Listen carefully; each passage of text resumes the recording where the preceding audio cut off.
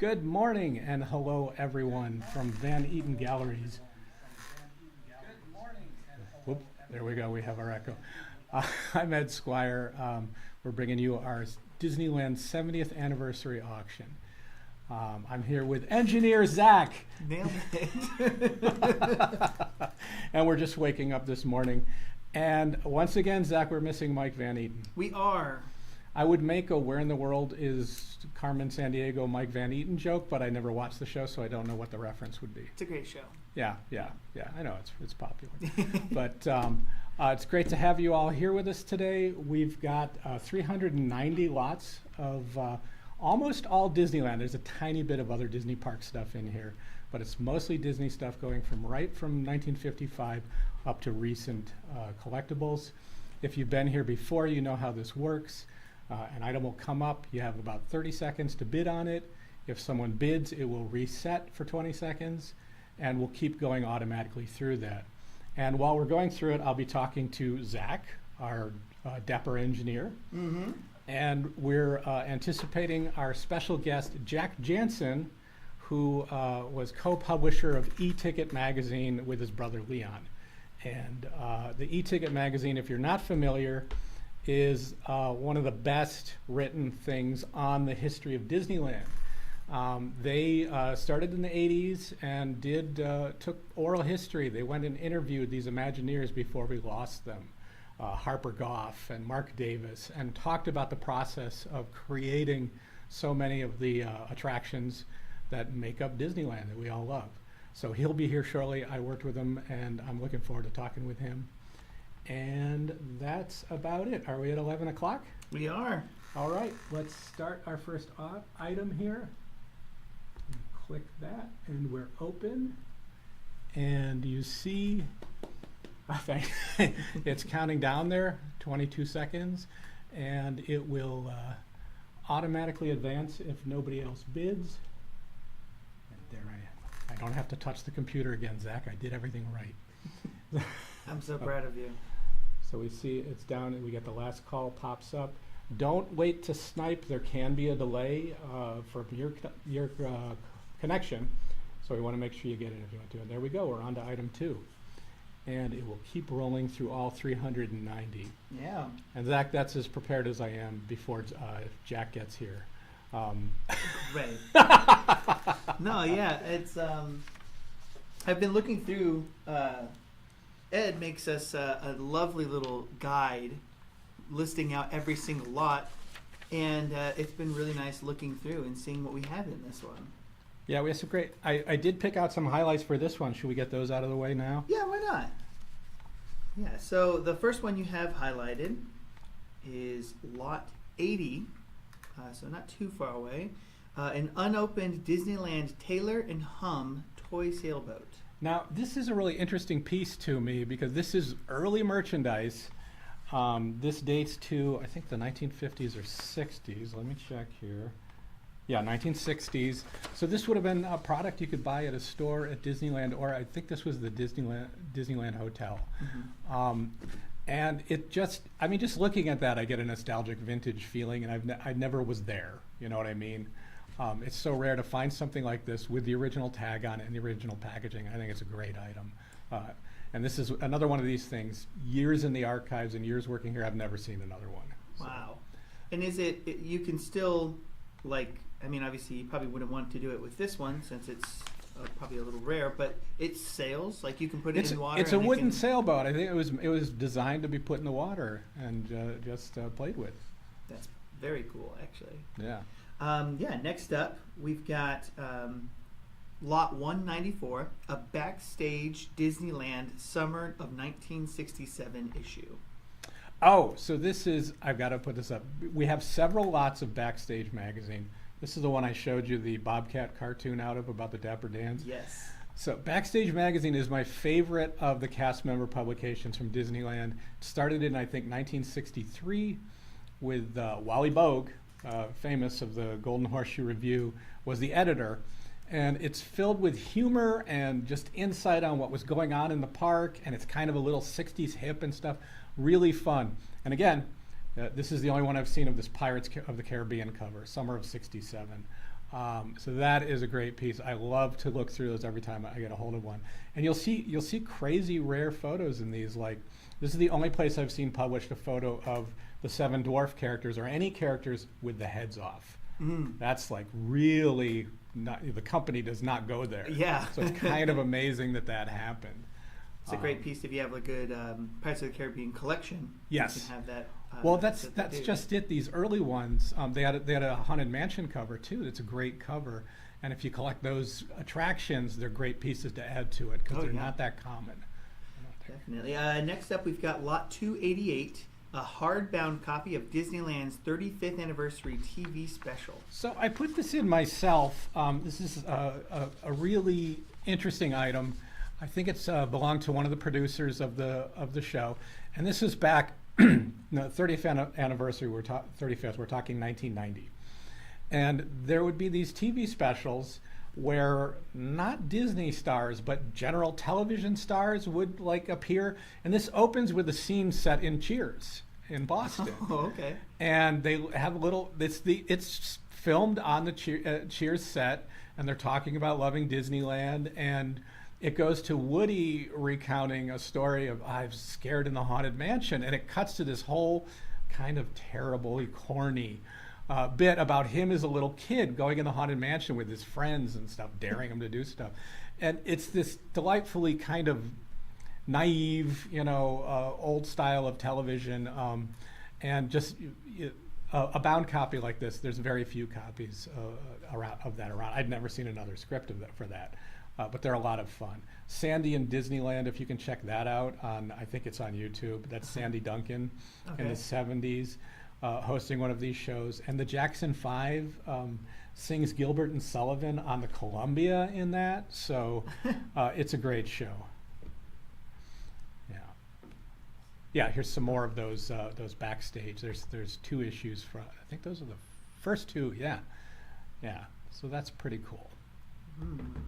Well, next up we've got in our featured lots for this auction is Lot 342, a set of cast member service pins. So which is this? Oh yeah, I put this in Service Awards. Awards. I put this in because I love that plaque of Mickey Mouse. It's engraved. It's supposed to look handwritten by Mickey. Thanks, Elaine. This one says, and we've had a few of those come through. It's a cast member piece. It seems like it was not like automatic, like not everybody got that. Even after like the 10 years or something. There's not as many of them around, so it's a really nice piece. I'd like to have one of these. I may have bid on this one, I'm not sure. Well, for your Disney friend named Elaine, definitely check that one out. Yeah. And it's got a badge, and it's actually a credit card. Expired. Expired, of course, yes. Yeah. Next up, we've got lots 343 to 346 e-ticket magazines. So obviously I put this here because we have Jack Janzen coming in. Correct, yeah. There's a good run of there are about 48 issues. I forget what, actually the last one right here. There's 46 total issues. And the earliest one there is number 7. They're great books on Disneyland history again. And I'm going to add in a little slip when Jack's here. I'll get him to sign something that we'll put in each of these, so you'll get a Jack Janzen signature with him as well. I was going to have him sign them, but I thought some people might actually want a pristine copy. Sure, yeah. And so I don't want to presume for the winners, but yeah. That should work out. And then last thing we have highlighted for this auction is lot number 382, a Disney's California Adventure opening day map. So this is another great piece. We've talked about these before. This is they did 2 versions of this map. One of them has the date of the opening day. That's this one. It's the rarer one. And then there was the general one that's sold. And it's kind of a weird Disney map when you compare it to Disneyland. It's a little like stylized and a little tongue-in-cheek. There's around the edge, there's things California is known for, like surfing and sunburns and just earthquakes. It's kind of strange. But, and of course, the park has changed a lot since then. A lot of what's in there, like the Superstar Limo, is no longer there. The Maliboomer, I forgot about that. We saw that recently. That was one of those straight plummet drop rides Oh, that okay. was there. Yeah. That's gone. So I love the California Adventure map. It's a good piece. And map collecting is huge, and I didn't realize that until Up for Auction when Right. we started doing that show, and the amount of maps that you had compared to how many people were trying to get them. We even had featured a couple people that were looking to get some of the maps that that they need in their collection. I had Yeah. no idea that was That was big niche. when we have a break. I'll try to find a photo of the wall we had there at the Joel exhibit. Mhm. But we got to know Zach, or at least I got to know you when the Up for Auction was being filmed, the reality show about the Joel McGee auction, Yeah. which was a lot of fun. The show's fun. You can see it on Amazon Prime right now. And well, why Oh not? yeah, plug it. I think it's great. I think it's Honestly, it is actually a really good show. It's really fun and very exciting, especially when we start to get into the auction and seeing what was up for auction and some of the amounts that these people are going for to get this Disney memorabilia. It's very cool. Yes, and there's stuff in that auction that you'll never see again. There's Main Street vehicles, there's Mhm. ride vehicles, but we have the full wall of maps there. Do you appear in the series? I'm just trying to remember. Did you I'm ever get there- on Common? I think I'm there camera? once when Yeah. we were getting Walt's truck in. I was Right. helping get the truck in with everybody. Oh yeah, I was And part of that. I but was I'm in on there the- for yeah. maybe a fraction of a second. My dad was so proud. I think I could call myself a tertiary character in it. I think It's- so. It's about Mike and Janine, but I have a few, 2 or 3 scenes, and then I'm there constantly during the auction. At least you see this much of me because there's a monitor in front of me. But that's a lot of fun, and I do recommend if you like collecting Disney, just check out that show. It's 6 episodes, 8 episodes. Oh gosh, I don't remember. We I should think know. it's 8. Yeah, Yeah. but it's well worth watching. Oh yeah. A lot of fun. And do we have anything else we highlighted? Or? That is it. That is is the last it. thing that we had highlighted. We're on our own. So here's more. We had a lot of different backstage Disneyland. I broke them up by the year, so they came out quarterly. It's great creative covers there. You've got a Disneyland employee badge for Santa Claus, and yeah. There goes that one. And this is another one of these great guides. We have great stuff here in this auction. Really big Disneyland collectibles. And I just got the word that Jack is here. Jack is here? Yeah, Jack okay. is here. So, folks, we're going to take a break for a few minutes. And when I come back, we'll be talking with Jack Janzen. Keep bidding.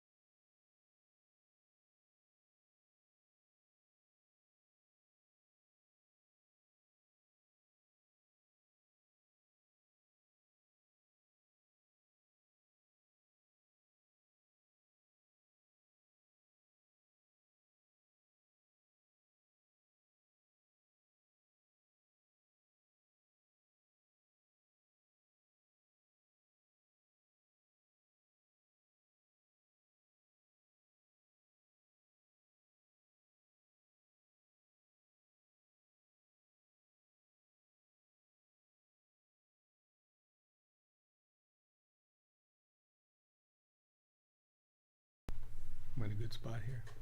You're a great spot. All right. And we are back with Jack Janzen of the E-Ticket magazine. How you doing, Ed? I'm good. It's good to see you, Jack. It's been a while. It has been a while. Yeah. I got to know you when you and Leon were researching the magazine at the Disney Archives at the studio. Yeah, you became a very big part of the process. I was very happy to. I have said you guys were my favorite appointment because your enthusiasm for the history and kind of detective work about it was so much fun to do. It really was. Yeah. It was great. Yeah. But and have you worn the E-Ticket shirt lately? I had to reach back in the back corner of my closet. Yeah. And see what's on the back. Yeah. Reminiscent of our early covers. But it's good to see it. But let's where should we start for the audience? Tell us about the magazine, and then go back to just growing up with Disneyland. You want the story about the beginnings of the magazine, probably? Yes. Okay.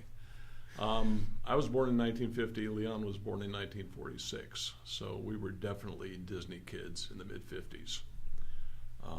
We grew up watching the Disneyland show and Walt on TV and all his wonderful introductions to the shows and all that. And our earliest documented trip to Disneyland was in 1958 when my Aunt Esther and Uncle Clinton came out from Kansas, and of course we had to hit the highlights. So we have photos from that trip, so it's clearly we were there.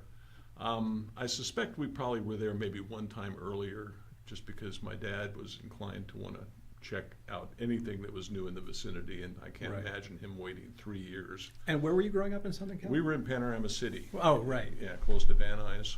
So yeah, The heart of the San Fernando Valley. So you weren't a Orange County kid. No. But so that was a bit of a drive back then. It was, especially on the roads the way they were. Yeah. Was the 5 freeway completed by 58? I don't think so, but I'm not sure. I wasn't driving. So. Right, of course. I mean, it's interesting. One of the Walt's shows about Disneyland shows the train cars getting loaded up at the studio, and they drive over Barham Pass to the 101 to head down. Yeah. So that's interesting to see because now, of course, the 5 is right there. Sure. But yeah. So anyway, we would make our regular trips to Disneyland when we were kids, and Leon, being 4.5 years older than me, was the one with the money in his pocket. He would buy the souvenirs. I was the little brother. I just enjoyed the stuff he had, which ended up being a bag probably from Main Street Emporium filled with the stuff that he'd accumulated from the different trips, including an early map and the guidebooks and all those things. And every time we'd go to Disneyland, we'd pull that stuff all out and pore over it and look at the unused tickets for the ticket books and what are we going to ride, and plan out the whole thing. So we were pretty deeply engrossed in the whole thing. Fast forward, as young adults, we started collecting things like comic books and toys, tin litho toys, and various other collectibles, mostly things that reminded us of our childhood. He always had this bag of Disneyland stuff. I always was jealous of that bag of Disneyland stuff. We were going to swap meets, Pasadena swap meets and Long Beach swap meets and whatnot, looking for these toys and whatnot. And I started quietly, if I'd find something that I knew he had in his bag, it'd be like, it'd be on my bucket list. I'd go and pick that up. And pretty soon I had a pretty good accumulation of a couple of ticket books and a map and whatnot. And Leon sort of found out that I was competing. So we began sort of separating from each other at the swap meets to see who could find the Disneyland stuff first for their collection. And it got pretty competitive. So it's a literal race in the swap meet. It was a race in the swap meet to see who could get to the next blanket. A lot of quickly scanning tables and blankets. And moving on. The first time through the swap meet when they first opened, quickly scouring the whole area. Right. Anyway, one Sunday afternoon, we had invited Leon and family to the house for a barbecue. And Leon and I were sitting down in the backyard at the picnic table and talking about this new collectible, the Disneyland thing, that he had been selling at swap meets as well as buying. So he was sort of networked into the collectors that came to his booth, and he would sometimes sell little things from Disneyland, just like toys that he had accumulated. Right. And so he started to know that there was a group of people that were starting to look for Disneyland stuff. About what time was this? This was probably mid-'80s, sometime before our first issue was in '86, so this was maybe a couple of years before that, or a year before that. Right around that time, Dave Smith had printed an article about, isn't it funny that people are starting to pay attention to Disneyland stuff, and mention prices on things like the In Natural Color guidebook, that he was surprised at how much it had sold for recently or something, So it was happening. This Disneyland thing was taking wings. And so we thought, were we going to keep competing and trying to grab all the stuff that we could, or did we actually, recognizing that this was a new hobby that really had a good footing and it was tied to Disney and you can't go wrong, should we participate in some other way other than just as collectors? And so we started talking about doing a newsletter, because Leon knew a couple dozen people that were interested in Disney and Disneyland. And so that's when the idea for the e-ticket started up. And it was just supposed to be, a Xerox zine stapled in the corner and send it out kind of thing, just information that we had gathered, whatever. That was how a lot of fandoms connected back then. Yeah. So then we started, of course, we started thinking how we could up the process, we need a name, and we're throwing all kinds of stupid names out. Leon's, what he came up with was Theme Park Thumper, which I hated. But we had settled, it created pressure. If we don't come up with a better name, this is what we're going to be calling it, So my wife at the time from the other room yelled out, "Why don't you call it the e-ticket?" And we both looked at each other, and it was like, that's it. That's you should call him Mickey Mouse moment, basically. Right? It was. The light bulb went on, all that stuff. Yeah. And so then the first issue was very much based on our collectibles and channeling inward and our memories about Disneyland, because we didn't have any other resources. That was it. We didn't have contacts at the Disney archives or any of the old Imagineers or any of those things. But we did what we could, and I read through issue number 1, and it's kind of interesting, About how many copies of issue 1? We printed, in our first 5 issues, we printed 200 copies of each. And at that point, we saw that it was taking off after that, and we started upping the ante on numbers of issues printed. But the first issue was a Xerox interior, and it was, I think they called it Insta Printing or something, where they could print. It was printed in 2 colors, so I had to present 2 images, one of the black image and the other of the color image. And I have an example of that if you'd like to see it. This is issue number, I've got the issue here. Oh, yeah. Issue number 9. So this was the outline, and this one's in black and white. Right.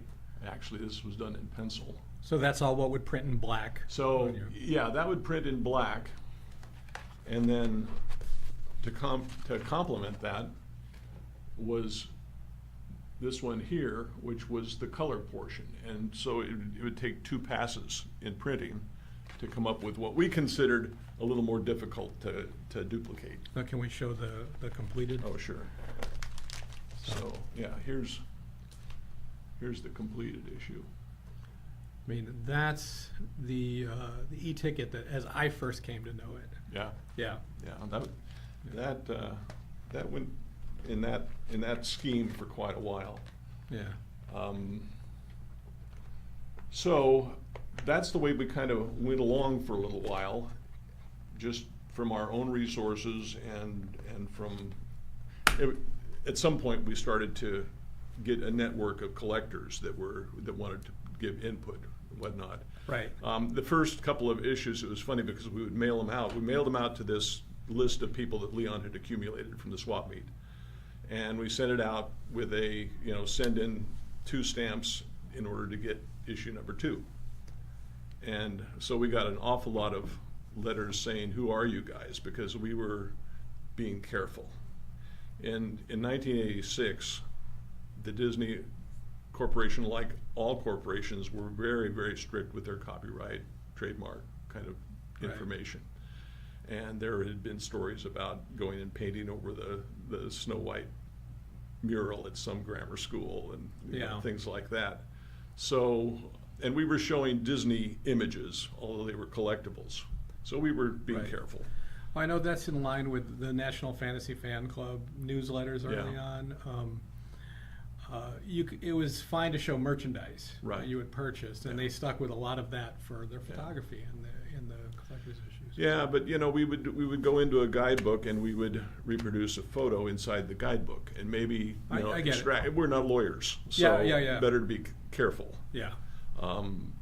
But at some point, we started to get a sense that the Disney organization was looking at us, but they were looking favorably. They liked what we were doing. So I know. I think you had some early contact from Imagineers like David Mumford. Yeah, some of the younger generation Imagineers that were also pretty serious collectors. Right. And so they entered our circle from that direction. And but at some point we bit the bullet and we went and talked to Dave Smith and asked him if he would do an interview with us. And he said, sure. So we thought, all right, we don't have to be so careful. Right. And in issue number 7 I believe it was through Patrick Jenkins, we met Mark Davis. And that was a major breakthrough for us. Yeah. To interview one of the 9 old men. And he was so incredible. I mean, just so welcoming into his home, he and Alice, let me get you a Bloody Mary, It was just pretty amazing, and to see all his original artwork and the things that they had collected around the world. I saw a Disney Family Album Disney Channel show they filmed in his house, and his collection of his own stuff was amazing. You could wander around for quite some time. Yeah. So also, once we tapped into that Imagineering market, they had contacts that they could pass on to us. If you interviewed John Hench, well, no. Right. Well, let me give you his number, that kind of thing. Yeah. So it really took off at that point, and led to color in the inside and led to color covers and just becoming more of a slick magazine. We, from the very beginning, I think probably from that afternoon in the backyard, we wanted to make what we considered to be a keeper. We didn't want something that people just threw away, which is probably why we escalated to doing covers and whatnot rather than just a listing of information. Right. And so it's gratifying to know that people still remember the e-ticket now. Yeah. Well, they're highly prized, and as you see, my set I keep at my desk here for reference for the auction items we get through. I don't remember the first issue I worked with you on, but I know the archives told us that they're from outside and they can access what they want and they'll pay for it themselves. And because usually there's a charge number internally that a department orders stuff through. And that was different from most people who access the archives. But I mean, I can say Dave Smith basically gave you guys carte blanche for it. He trusted you with what you were asking for. Of course, he'd look at everything we produced for you. But I don't remember him ever turning something down. I know we had arrived the time that we did an article on the 20,000 Leagues exhibit. Right. And later on, we were going to revisit that, and we needed more information. We thought, well, now we have access to the archives. Let's go see what the archives has. And we went in, and they brought out a folder that had a Xerox of our article in it. So I thought, okay. Well, that's just it. I mean, to underline the point, you were doing these oral histories of Disneyland that had not been done. When you're talking to Ken Anderson about details of his designs, the Lonesome Ghost for the Walk Through Haunted Mansion stuff, you're the only source for that information. Well, and and it was, I think it was Dave Smith that said to me one time, he said, Jack, we have all the information. We're Disney, we have it, but you guys are organizing it and making it digestible. Interesting. Rather than just, a ton of things on the top of the table. Yeah. And I think that's why he was cooperative. He saw that was a benefit to what they were doing. We worked together on that. Right. So, and we always showed respect. We tried to recognize that some things are secret with Disney and the parks and how they operate and behind the scenes and all that stuff. We were not going to the dark side that happened a lot back then. Right. Relative to Walt Disney. We put a picture of Walt on the back cover every time, trying to find something that related to the interior of the magazine. Yeah. So, we showed the respect that we had for Disney and the Disney organization. Yeah. So. Yeah. I remember the first one that I read was, it's a little bit backstage. It was about the waterway. The first article I read of yours was the waterways of Disneyland. And that was a fun issue. Of all things, Yeah. you think, oh, you want to read about the Tiki Room, you want to read about, I don't know, just the flying saucers, which I never saw in my lifetime. Yeah. Except for the Mater, the remake at Cars Land. But and you detailed the two water systems through Disneyland, the clear water and the dark water, and followed them as if a boat was following them. And it was a fascinating read. Yeah. And it technically, I guess, gave away. I mean, that's not out there to see, but it was very interesting to see the care that was taken. It wasn't like one of the magic moments. Of course. It's, of course. It's not well publicized. At least it wasn't. But it wasn't one of the secrets of how they do an effect or something. And that was sort of an epiphany for us when we realized that this water is all connected, at least the two systems, right? And how it went, and then we started looking into it, and that was an interesting map to do. Let me get into. I did the covers for the magazine, right? At least after the initial ones, and I also did.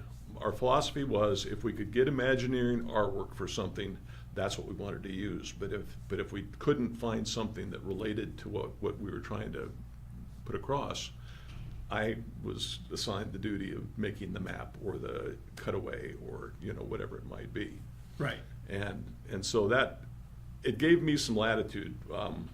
One of the things that was a major influence on us as kids was the Sam McKim maps of the park. Mm-hmm. And they were whimsical and just wonderful. Did you have a 58 map since you first went in 58? I think Leon's first map was the 58 with the Matterhorn. Yes. Yeah. So that's a B or C. Yeah. Yeah. Yeah. Yeah, that makes sense. Yeah. So so when I would do a map, a lot of times I would put some little homage to McKim. Sam McKim, Yeah. whether it was a little fish jumping in the rivers of America or an eagle in flight Right. or whatever, Yeah. And so those were fun. Did I bring anything relating to the rivers of America? I remember, I think Snow White's Scary Adventures, you drew a map of the interior? Yeah, I did Toad's Wild Ride. Uh-huh. I don't think I did Snow White. I might be mixing up my dark rides. Yeah, yeah. My most ambitious map that I did was the Frontierland 1955 to 58 or whatever it was. That was, let's see. I brought, yeah, that was in this issue here. 16. I brought a couple of sketches. Well, maybe I should show the map first, just for reference. By the way, I should let you know our engineer, Zach, is a Dapper Dan. Oh, excellent. We did interview the Dapper Dans. Did you? May not have been your rendition of Might the not Dapper have. Dans, but Do you know what year it was? no, I'd have to look through the magazines. Anyway, this was my most ambitious map, and I brought a couple of the preliminary sketches. The way that I would do a map, or the cover for that matter, is I would gather source material, reference stuff, I do some sketches of specific parts of what I was going to draw. Right. Try to get things that looked right to me, and then I'd compose them into a cover or a map, and then do a final rendition. So these are a couple of the sketches from the Frontierland Rivers of America. Nice. I guess we're getting a little bit of glare. And that's good. here's one of the tree house on Tom Sawyer Island. So these, were you able to, because some of these, obviously you're doing the map because one doesn't exist, or at least that we can see not and sure. reference. Yeah. But were you getting feedback from the Imagineers on some of these while you were putting them together? Not so much unless there was some photo material that we borrowed or anything Right. like that. A lot of this stuff, came from our own resources Yeah. or whatever. I'm sure it varied a lot from one image to another. Let's see, I was going to say something. Anyway, but they were fun, especially the cutaways. I did a cutaway of the Adventure Through Inner Space ride. And that was, first of all, it was difficult because there's not a whole lot of interior, what the layout is kind of information. There is, I'll say this for Inner Space fans, there's the Monsanto calendar photos, and that's pretty much it. Yeah. So there were. I'm just going to tell from the photo library perspective. There were 12 photos, really nice color photos that were in a calendar by Monsanto. Yeah. And when I was at Disney, we thought, no, Monsanto has the rights to those photos. And I think I did research and actually contacted Monsanto at one point. And we figured out they were going, no, Disney has the rights to those. Yeah. So that's what, I think this was for your issue. I was like, we're okay to use these. They're just, nobody was policing it. Yeah. Of the owners. Well, we probably played in the gray area a little more than you were Right. able to do. Yeah, well, I was representing the company. I was strictly under corporate legal. I did corporate legal's rules. Yeah. But if you had the calendar itself is a product. Yeah. So that's in there. Well, and I was using that as resource material for my own drawing. Right. So it's another step away, I would assume. What do I know? That's a lot of people. Inner Space is their favorite Sure. gone attraction. What are your favorite attractions from your childhood? Probably, the flying saucers were a biggie. Yeah. A lot of the earlier Frontierland stuff, because Frontierland was a whole flavor, the mine train and the pack mules. I loved the pack mules. Leon would go on the mine train and I'd go on the pack mules. But there was a whole feeling, and of course, we were influenced by the Davy Crockett craze and all the westerns on TV and everything. So, to be in the frontier was an amazing thing for us kids. I don't know what else. I'd love to see them all. I always sort of figured that what Disney should have done was work their way down Harbor Boulevard, building new stuff, but leaving the old. So it became like a chronology, but that's not workable. Yeah. So yeah, I hear it. I felt we had a lot with some recordings from Disneyland, and a Disneyland sound engineer had just taken a recorder, probably a reel-to-reel, on the mine train and just let it run while they roll through. Great for timing and everything. You hear people, "Oh, Mom, look!" It's amazing to hear. Sure. And he had, this is just odd stuff, but it strikes you. He had a recording of the day in the park, the announcement at the close of the park the day after Roy O died. Oh. And so it just was a brief, it said we're marking the passing. Very, very interesting to hear, and those different times, in a way. Yeah, all that stuff is golden. Things that people at the time probably didn't think was all that important, but when you start researching and you're trying to get specifics about things, anything like that is just wonderful. Yeah. It's. I know for us, we had access to quite a few aerial shots of Disneyland, and those were. First of all, I just love looking at photos and trying to figure out what I'm seeing and when it was and how it related. And that from up here, that doesn't look like it's nearly as far away as it used to feel like in the park. because like most kids, we got to where we could run around the park with blindfolds on. Right. We knew where all the shortcuts were and everything. So I just really enjoyed looking at the old photos. That was what it was all about for me. Yeah. So the researching was really fun. I don't know if you remember this, at the photo library had a blow up of the studio from around 1950, mid-50s, a color photo of the studio. And that came in useful so many times for people that are researching.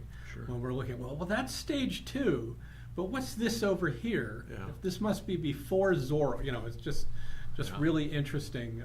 And you ran an aerial photo in pretty much all your issues after Yeah, one point. yeah, we tried to put that in the centerfold. Yeah. Yeah, and there's the Dominguez house, just Yeah. amazing. And then when did you come to Diane Disney Miller's attention? How did that come about? I think we just got some referral from one of the Imagineers, and we called her, and she was so gracious. She was an amazing human being. I mean, we were connected. Rosemary, my wife, owns the Griffith Park merry-go-round, and as most people know, it was instrumental in the development of Disneyland, the inspiration for the carousel, and Walt taking his daughters there probably in the mid to late 40s, and riding the carousel, and lots of stories about that. But at some point, Rec and Park decided that the old benches had lead paint on them, and they pitched them all in the dumpster. Well, Rosemary had a pickup truck, so she and one of the employees hauled them out of the dumpster and put them in the back of the pickup truck and took them home, which is how we have one of the benches. The merry-go-round has one of the benches. The Disney Museum has one of the benches, and Tony Baxter has one of the benches. Right. His is the one that's on display at Disneyland in the Mr. Lincoln exhibit in there. Right. So we thought we knew that Diane was involved with the making the museum up in San Francisco, so we thought she should have one of these benches. So we contacted the organization. This might be how we actually made first-hand contact with her. I remember an article came out of it. Yeah, I didn't know if yeah. that was your But first. we contacted her and asked her if she was interested in one of the benches, and she said, "Why, sure," and it's like, what do you want for them? How much you want for it? And we said, well, somewhere between $1 and $10,000. What's a Disney bench worth? Right. And we said, just kidding, it's yours. Well, how are we going to get it here? We'll drive it up. If you can show us around a little Right. bit. And this was when, before they went to the barracks building for the museum, they were in a couple of warehouse buildings. Later on, that got bumped because of something about roads or something. And so she said, come on up, and I'll show you around. And so we tied down the bench and drove up there and met her at the museum, which was the two warehouses at the time, and pulled up to the dock, and we're looking for burly guys to come out and help us bring it in, and Right. the door's standing open to the back of the museum, and so hello, we walk in. She's the only one in the building. Right. She's just sort of wandering around, tinkering with stuff, and where do you want this? And she said, oh, you just bring it in here. So we carried it in, and she showed us around the museum. It was really eye-opening what she personally, the stories she could tell about all the things, because it was all the stuff from her family. This Yes. was family. This wasn't corporate. Yes. And it was a remarkable experience. And then later on, she said, when we open up the museum, I'd like to have you come up as our guests, and we'll give you a tour of the museum and everything. So later on, after they changed buildings and did everything, but then we said, okay, if it's open, we'd love to come up. So we came up. She says, well, here's our address. Come out to the house. And so we go out to the house, and there's a note on the gate with the code to the gate, and says, just we're in, I think she said they were in Aspen, but they were on their way back. So Right. just come on in and make yourself at home. You know? Yeah. So we're wandering around, and we didn't go into the house, but the property was lovely, and fruit trees and all kinds of things. Yeah. And, This is the Ron invited me out there, and Yeah. I never took him Oh, up really? on it. I was Oh, just that's a shame. I just did I Yeah. was very like I don't want to bother Yeah, anybody, yeah, but I now I know. wish I had. So she comes rolling up, and she's in some kind of brown like workout suit, Uh-huh. really, really informal. And I'll be, come on in the house, and here's a couple of glasses of our wine from our winery, and I'm going to go change. So she goes and changes, and she says, I'd love to take you out to lunch. And I may be getting this story mixed up. This may be when we brought this might be when we brought the bench. I think this was when we brought the bench. Right.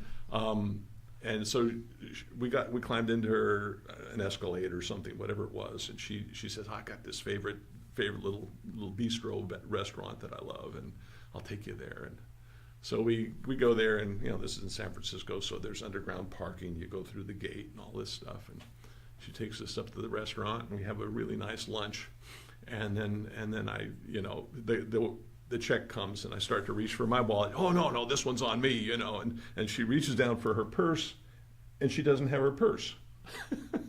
So I paid for the lunch. Right. I paid for getting the car out of the parking lot. Uh-huh.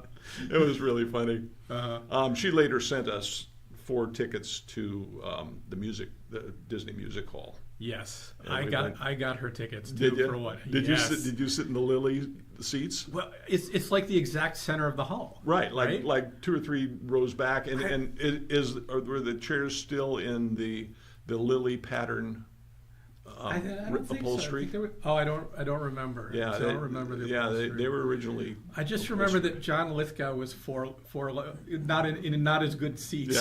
Yeah. But you probably noticed that when you walk in, people glance because you're walking towards the front of the auditorium. Right. And then you turn down that row, and they pay a little more attention. Then you walk and sit in those seats, and it's like, who are they? Yeah. That was a very interesting experience. I was Yeah, very it was. grateful for her. I worked with her quite a bit on the museum. Yeah. She came down once directly to my office, and that's my day. It's like Diane's here, and she's looking through the Walt books. And she'd say, "Oh, this was the day we all went to Trader Vic's or something," and put it away. And I'm grabbing this photo with a pencil writing Trader Vic's on the back. It says, "Oh, that was '57 when," so we got all this crazy information. Yeah. And she was to her, I don't know, her humbleness, but I mean, she wouldn't let me drive her to the airport. Yeah. Where she's like, "No, I don't want to take you away from your work. I don't want to." It's like, this is my day. This is I'm my year. very happy to, And she stood out front and waited for a cab to come, And it's, but she was very, very sweet. And, I think later, I'm getting my stories mixed up, but later we went to the winery, and they treated us really well. I mean, took us on her main guy took us all around and gave us all the tastings of the wines and everything.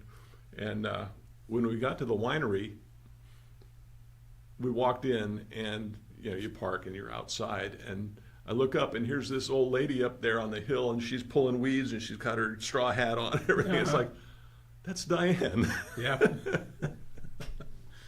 It was funny. Yeah. That's great. All right. Well, it's just afternoon. Why don't we take a little break right now? Okay. I like this. I like stuff like this. I love big play sets. This is Oh, a yeah. Sears set from 1980. I think I have one of those. Where you have the plastic layout. You Yeah. have all I'm a sucker for the the whole ship. Well, the whole, it harkens back to the Marx play sets, and Right. it's a lot of fun. right. Yeah. This one, I think it's missing one really insignificant base for a Yeah. building, Oh. but it's in really nice condition. But all right. Well, thanks, Jack. We'll take a All little right. break here, and we'll be back shortly. Sounds good.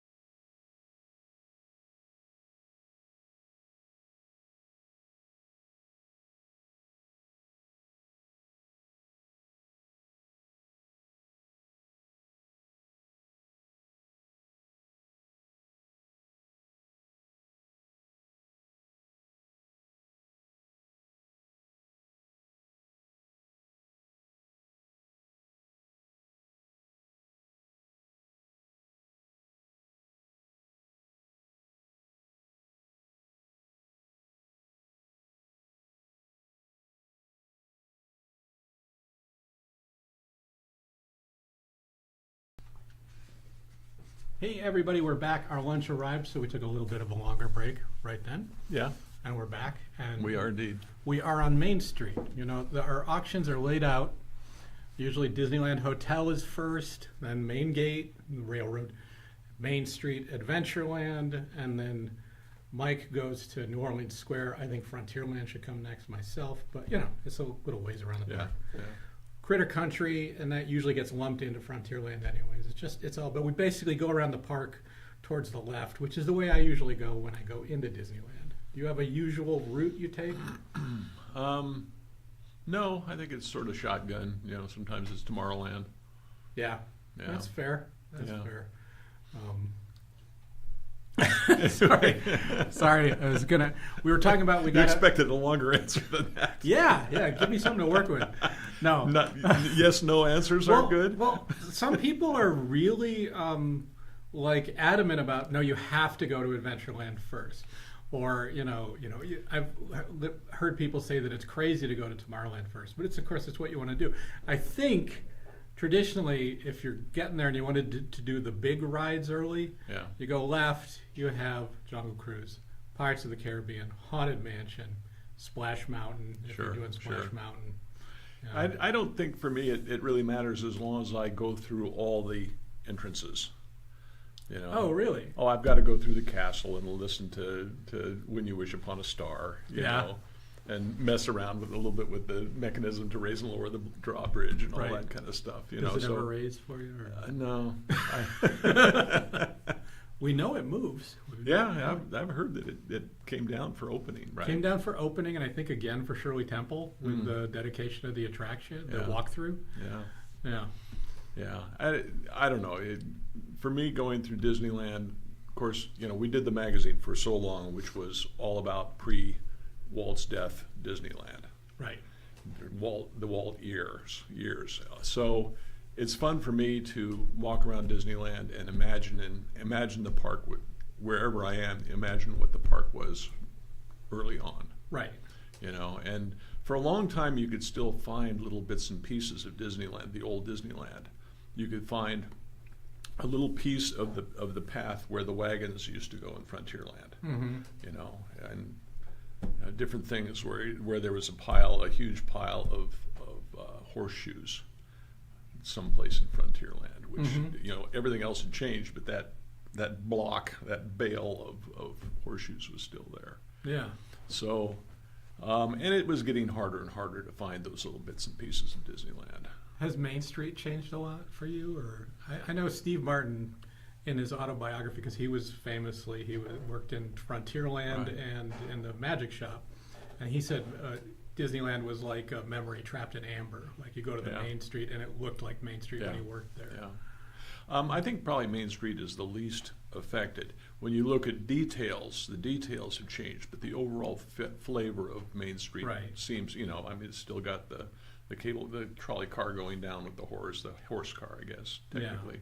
And, all the different the Gurmobiles and all that. And Right. and still the facades of the other lands are still reminiscent of what they used to be. Tomorrowland has changed quite a bit. But, Yes. Frontierland looks pretty much the way it used to, and Yeah. Fantasyland and all that. So, I'm thinking about Main Street. I mean, of course, obviously a lot of windows have been painted there since opening. I don't know. I know Elias's window was there pretty early. yeah.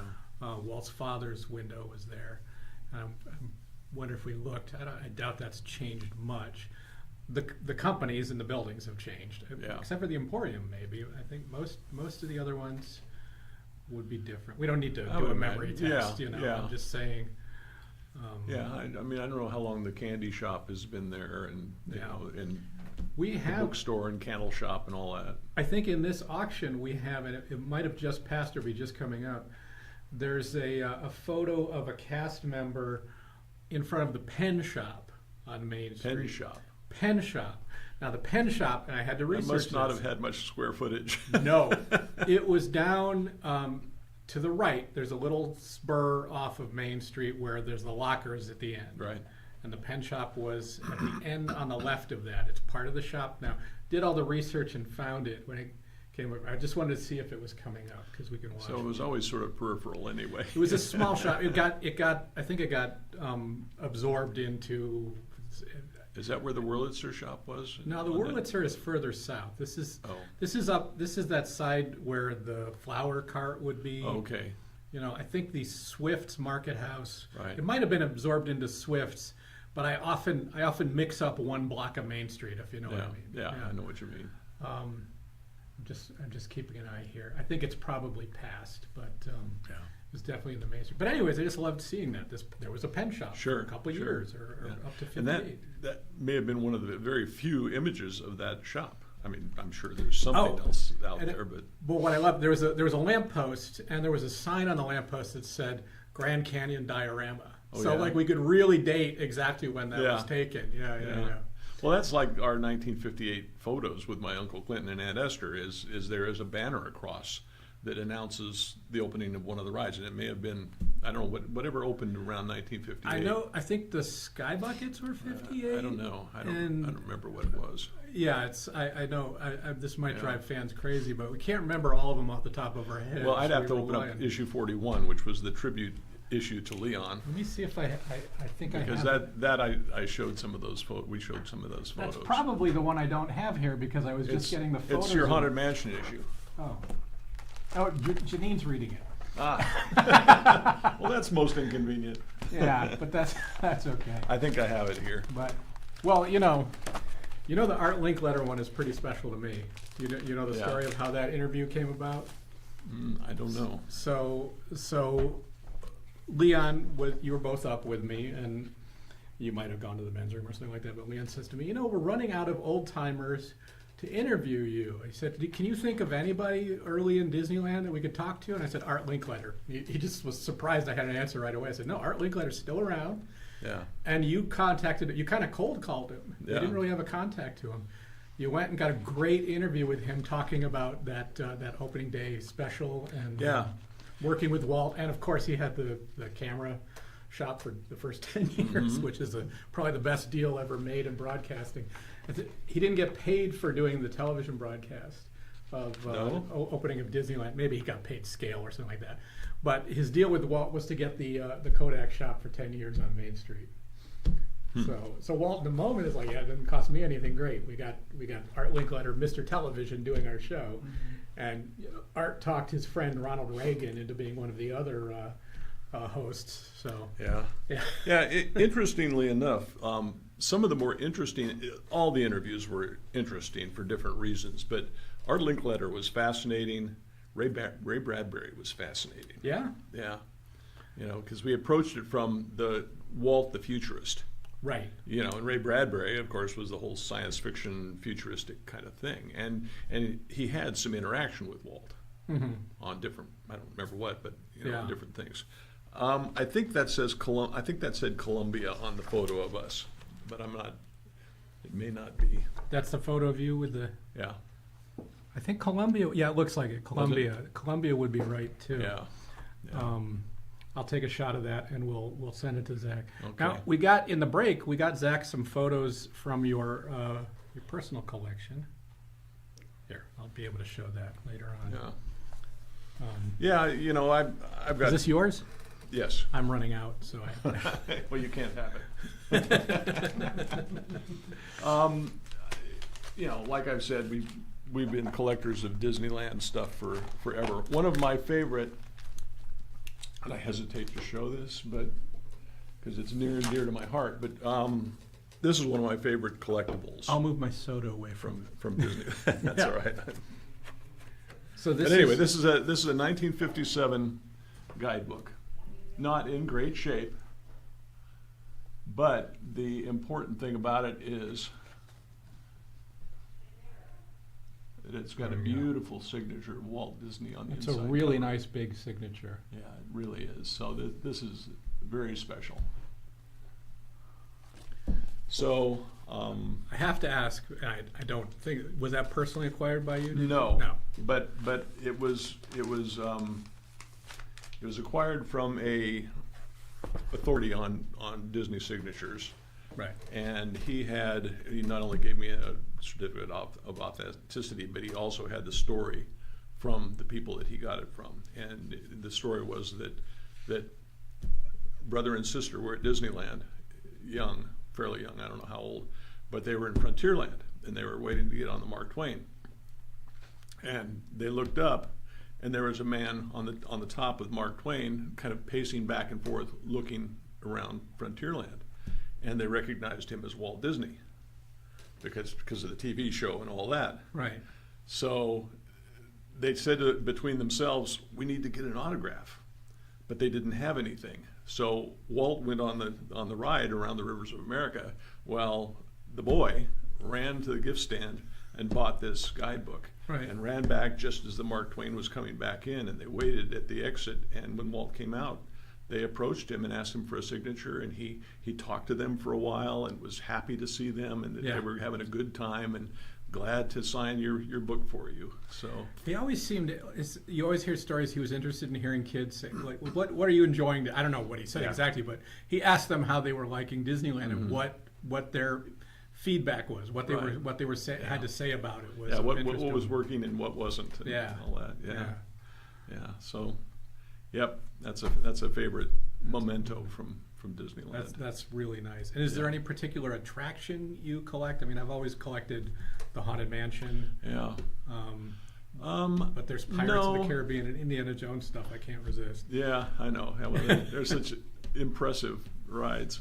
No, I think for me the attraction was the souvenir stuff, and like I read in one of the articles, I was glancing through a couple of magazines last night, and the giveaways from the specific rides that they would do in the early years. You know, whether it was an Autopia, a driver's license, or a Mark Twain certificate, or Right. you know, whatever.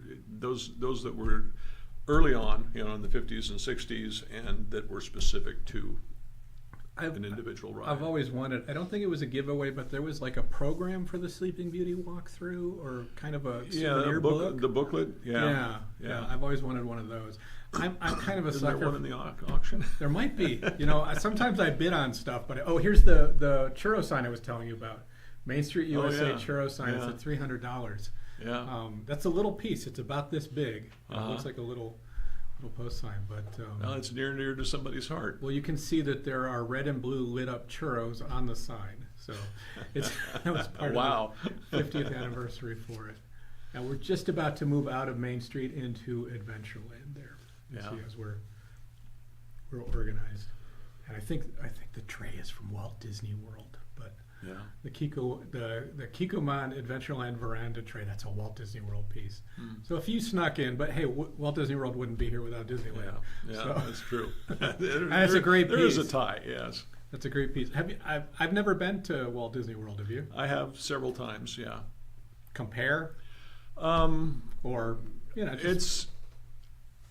It's been a long time since I was there, but when I was there, I was impressed by it. It seemed a little bit sterile in comparison to Disneyland, but that might just be my own prejudice, knowing that Walt walked these streets in Disneyland. yeah. You know, there's a warmth to it that I may be applying from my own memories. Well, and you're whatnot. when Tony Baxter was here and in that chair, and he talked about that. Not at the moment, but when he talked about Disneyland or the parks, he said design for Disneyland had to be charming, for Walt Disney World had to be spectacular. That's a different emotional space. And it is, yeah. Yeah. And it's it's tied in with Epcot and that whole experience there Yeah, in I know. Florida. I know the photos we had of Ray Bradbury, there were a lot of photos taken of him with Epcot. Right. Future leaning, Yeah. of course. Yeah, he's an interesting guy. I got to talk with him for a Yeah. while. He One was. time I was kind of his handler for a few hours. So when there was a lull in the line, he was doing signatures. I just engaged him. His big involvement with Walt was Something Wicked This Way Comes. I believe that was originally written to be a Disney movie, and then they thought it was too dark. Yeah. If I have the story right.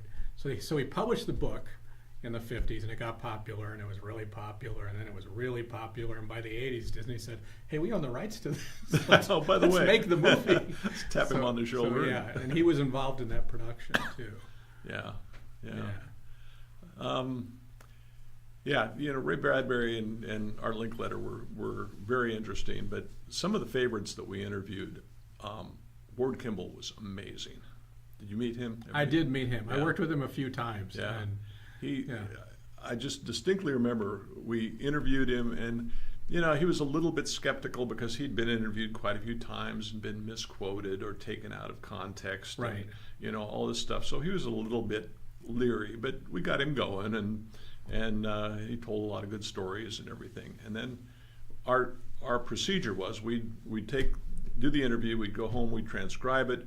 We'd massage it some, not to change the meaning, but to make it more readable and condense it somewhat. And if there was bad grammar, unless it was colorful, we'd try to polish it up a little bit, you know. And then we'd bring it back to the interviewee and go through it with that person and make sure that he or she was good with the whole thing, because we didn't want to publish something they weren't happy with.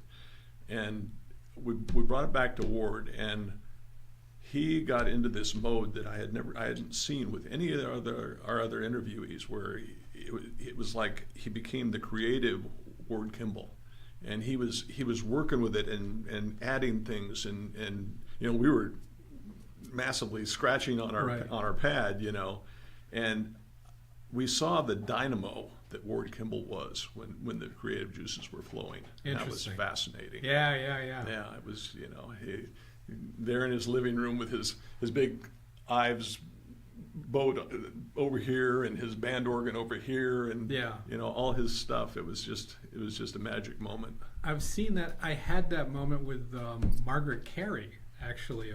To make a long story short, I was interviewing her about doing the live model work for Tinkerbell, and we had a whole sound stage, and we had these photos of the live reference, which were shot on an empty sound stage. And my production guy said, well, let's just make the stage look like that. And she came and she saw the stage, and we had a prop key, and she came to life. And sometimes people say, oh, she didn't do a voice or anything. It's like, she became Tinkerbell there, this woman in her 80s, and like, oh no, she really performed that character. It was amazing to see.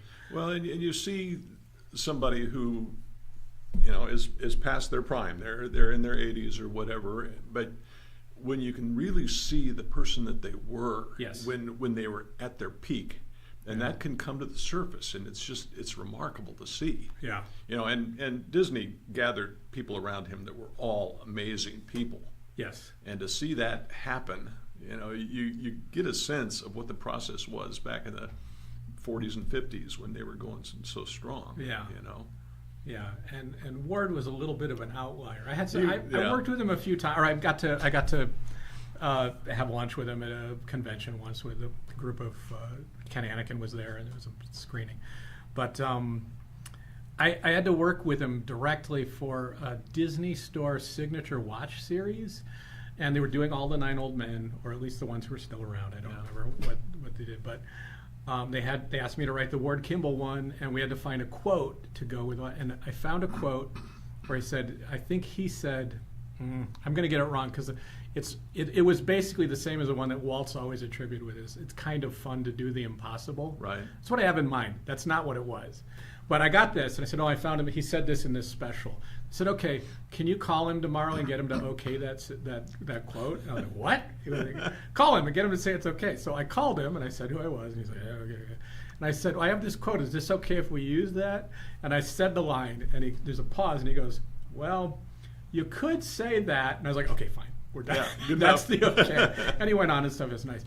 The funny thing is just how sweet but odd Ward could be. The next day was the Disney Legends ceremony at the studio, where this was when it was still in front of the theater, and they did the handprints right there. And previous winners were invited, including the 9 Old Men, Ward and Frank and Ollie. And I went there with the employees, and we're standing kind of on the grass, and I noticed Ward Kimball standing behind me. And they have a little bank of chairs there for the legends. The other legends was there. So, hi, Ward, hi, I'm Ed. I talked to you yesterday. Oh yeah, hi. I said, I think they have a seat up there for you. And he said, oh, I'm fine right here. I was like, okay, Ward knows what he's doing, and he's doing it. So Ward was going to do it his way. Yep. All you got to do is look at some of the old photos of him around the studio, and he had a way of grabbing the attention. Yes. The camera was going to be at me. You know, Yes. he was wearing gorilla hands or whatever it might be. Just something really, really squirrely. Do you know the story of him attending the preview at Disneyland on was the military preview on like the 15th or the 9th? It was a little before the 17th. I don't think so. There was the park was open for military families and some studio people. I don't know what the cutoff was, but Ward told his family that we're supposed to go in 1900s garb. So they showed up, dressed for Main Street, and they were the only family there that was like that. And I've seen a couple photos, and his wife does not look real No, probably not the kids either. no. But that's Ward. Definitely. Yeah, I got some video at home when I went and visited him at his house with my girls, and they were small, and so we're out in the toy train area. Right. And he's lining up the antique trains that are going around like that. And he's standing off to the side, and I think he started to think, I'm not getting enough attention here. So he winds one up, and he sets it down, and he goes like that with the key on the, on the table. It's like, you only did that to get attention. Yeah. One of the things that he had that I really loved was in his train barn, he had this plaque thing, and it had little tiny bottles. And I went over and I was looking at them, and it says bridge tobacco. And I don't know if you know what bridge tobacco is. No I idea. didn't either. No. Apparently, in the country, when young people didn't have access to tobacco, they would go to the wooden bridges, scrape between the boards, and get out the horse poop that had dried in there, and they would smoke that. And these were samples of bridge tobacco from all the old wooden bridges around where he had originally lived. And we'll have some of those in our next Disneyland auction. No. So that was Ward. He was a character. Yeah. Yeah. Yeah. He's a good one. Yeah. Well, and I'm happy. I have to bring myself around to the Eaton. I was very happy to be part of working on the issues with you. And you were a big part of it. Yes. I always talk about the Main Street issue, finding those two photos of photography. One was on the roof above Art Linkletter. It's our episode or issue, obviously. And one was on Main Street across the street. As Walt's car passed between them, they both took photos. You can see the other photographer in each one. Yeah. And you could tell by the position of Walt's arm, they were taken about that far apart. Yeah. It was just a heartbeat apart. And it was two different collections that had found their Wow. way to the photo library. Isn't that fun to find stuff like that? Yeah. And then I convinced you to do a story on an attraction that was never built. The Ghost House, Ken Anderson's Ghost House. Which well, was, we didn't do that article. You did. Right. But I convinced you to let me do that article. Yes. Because it turned up the map, the detailed map of the attraction, and Ken Anderson's script. Right. Which was really fascinating to see. Of course, this is when the Heddles Horseman was part of the Haunted Mansion. And the map had we actually simplified the map when we published it in the e-ticket because there was a little too much. It was a little complicated how much information was on there. It tracked where the guests would go, where the host would go, where the actor playing Harry the Arm would go backstage, and where it was a really amazing and well thought out piece. And the funny thing about the script was we know that famously they were trying to tell Walt that the haunted house had to be dilapidated. It had to be run down. He said, I don't want anything in my park to look run down. So Ken's script is like, we approach the mansion, we don't see it at first. It's hidden by trees, and you go down a winding path till you get to the dilapidated house. And you could tell he was really trying to say, you won't see it, but we gotta have this. And Walt went, nope. And Walt was right. Well, it's interesting that you bring that up because in your issue, the one with the Ghost House article, that's a Haunted Mansion cover. Right. And I had heard this story about, well, not when it dilapidated, but you'll notice that I painted that painting of the Haunted Mansion dilapidated. Oh, yeah? Yeah. I have to look closely at it. I know you've got the original here, right? Yeah, I do. So, shutters are falling down. Oh, yeah. And the fence is over. I had a lot of fun with these covers. I always... Show the camera there, just so. I think I showed it once before, but... Make him look again. Okay.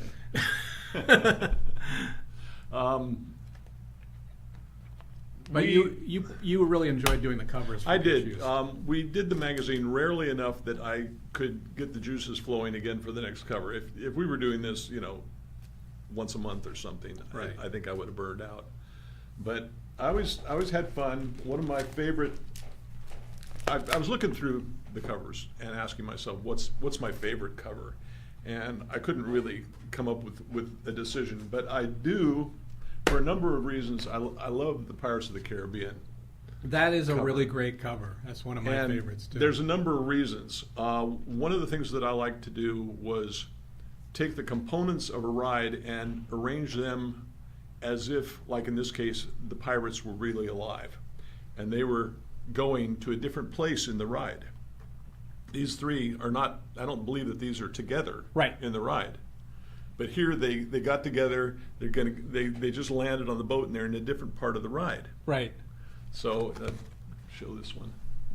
And so that was a fun kind of an imaginative thing that It's, I like to it's do. a nice interpretation to show more of the ride than just Right. a scene. Which is the Right. primary reason to do it, is because you don't want to just do like a snapshot Right. of in the ride. Well, like I know your I think it's issue 16 is the Haunted Mansion cover. Yeah. That with the three With the ghosts, ghosts they're outside, yeah. outside looking for the ride, and Yeah. I mean, Yeah. that's a really nice take on that, and that was before a million product versions of that came out. Yeah, that's true. In our early issues, we had the paste up of all the little tiny images Yes. around them, around the central Yeah, we can. image. And You can show that on one of Leon did these paste ups, and he always enjoyed it because they were, you'd take Xeroxes from the maps and whatnot, and then cut and paste and make Yeah. what he considered an original composition. They're a lot of fun. And It took me a while to notice that they weren't all the same. they did evolve, and Leon and I are always in the cover. Yeah. But when we went away from that format, I think Leon always felt like he was outside of that process. And I understand that, Right. of the two of us, he was creative in a different way than I was. So I would periodically do an homage to Leon on my covers. And this Pirates of the Caribbean one has that. Now, they are not real obvious, but you'll notice in the end of the rope, Oh yeah. it says Leon. It says Leon on the end of the. I never noticed that. So he got a kick out of the fact that I included him in a couple of the covers. The other one is in the is that, which one is that? It's in the Carousel of Progress, and I'll let readers find it themselves. Okay, that's which issue number is that? That's issue number 22. I'll point it out to you. Oh yeah. I'll pretend I'm looking everywhere. Yeah, that's right. yeah. Your own little Nina thing. Yeah, it was fun to do things that Yeah. you Now, know, looking at were them here- mostly for me. Looking at them here reminds me that it had to have been great when I know Disneyland asked you to do the special Mr. Toad issue. Yeah. So that was adapting. You took an article you had already published, and tell us how that came about. I don't remember whether it was our idea or their idea. I think probably a collaboration from some of the people, the insiders at Disneyland, who were also very big supporters of the magazine. Right. Which could have been you, for all I know. But yeah, we found out about the upcoming Toad. It was like a special- Fantasyland event. It was a special event, Toad, yeah. And we had done our Toad issue already, so we decided that it would be fun. I think we had recently been sold at the park. We were Yes. in the gift stand, a couple of the gift stands, and so we thought it would be special for us to actually connect to Disneyland by doing this special edition, and they were up for it. So I did a new cover for it, and we did a little bit of around it, but it was basically the article about the Toad article that was from the previous issue, an Right. earlier issue. And it was fun. I don't know how well it sold, but it was, I think it sold that night. There was an event. There was Yeah. a ticketed event, Right. and there were a lot of. That might be the Toad Blue Boy big figure was made for it. Yeah. All this merchandise kind of runs together after a Right, while. right. Well, I know that they sent us like one of the invitations to it that was already developed. So we had some idea of what they were going to be doing, and I think Right. we even showed that invitation on the inside of the magazine. Right. So it was definitely connected. I definitely remember, working at the studio. I went to Disney. A lot of my visits kind of run together in the memory. Sure. But I remember seeing you and Leon at the Haunted Mansion 30th anniversary event, Yeah. 1999. Yeah. In August, I guess it would have Yeah. been. And I think, in my memory, that was the first big merchandise event where there were a lot of people there for that. They filled the Fantasyland Theater. Mark Yeah, Davis was yeah, still around, and remember they did a special midnight run through the Haunted Mansion. it I was believe, or midnight. It was something at like least that. late, but Yeah. like you got off the elevators and Rolly Crump and who's the music guy? I'm forgetting right now. I think Exitensio might have been there, Oh, but yeah, it's yeah. I can't. I'm blanking on it, but I got his audio. Buddy Baker. Buddy Oh, Baker. okay. I had brought a photo, and Rolly Crump recognized me from the interview Yeah. that we had done with him. I think, Zach, you've got, I don't know if you showed it yet.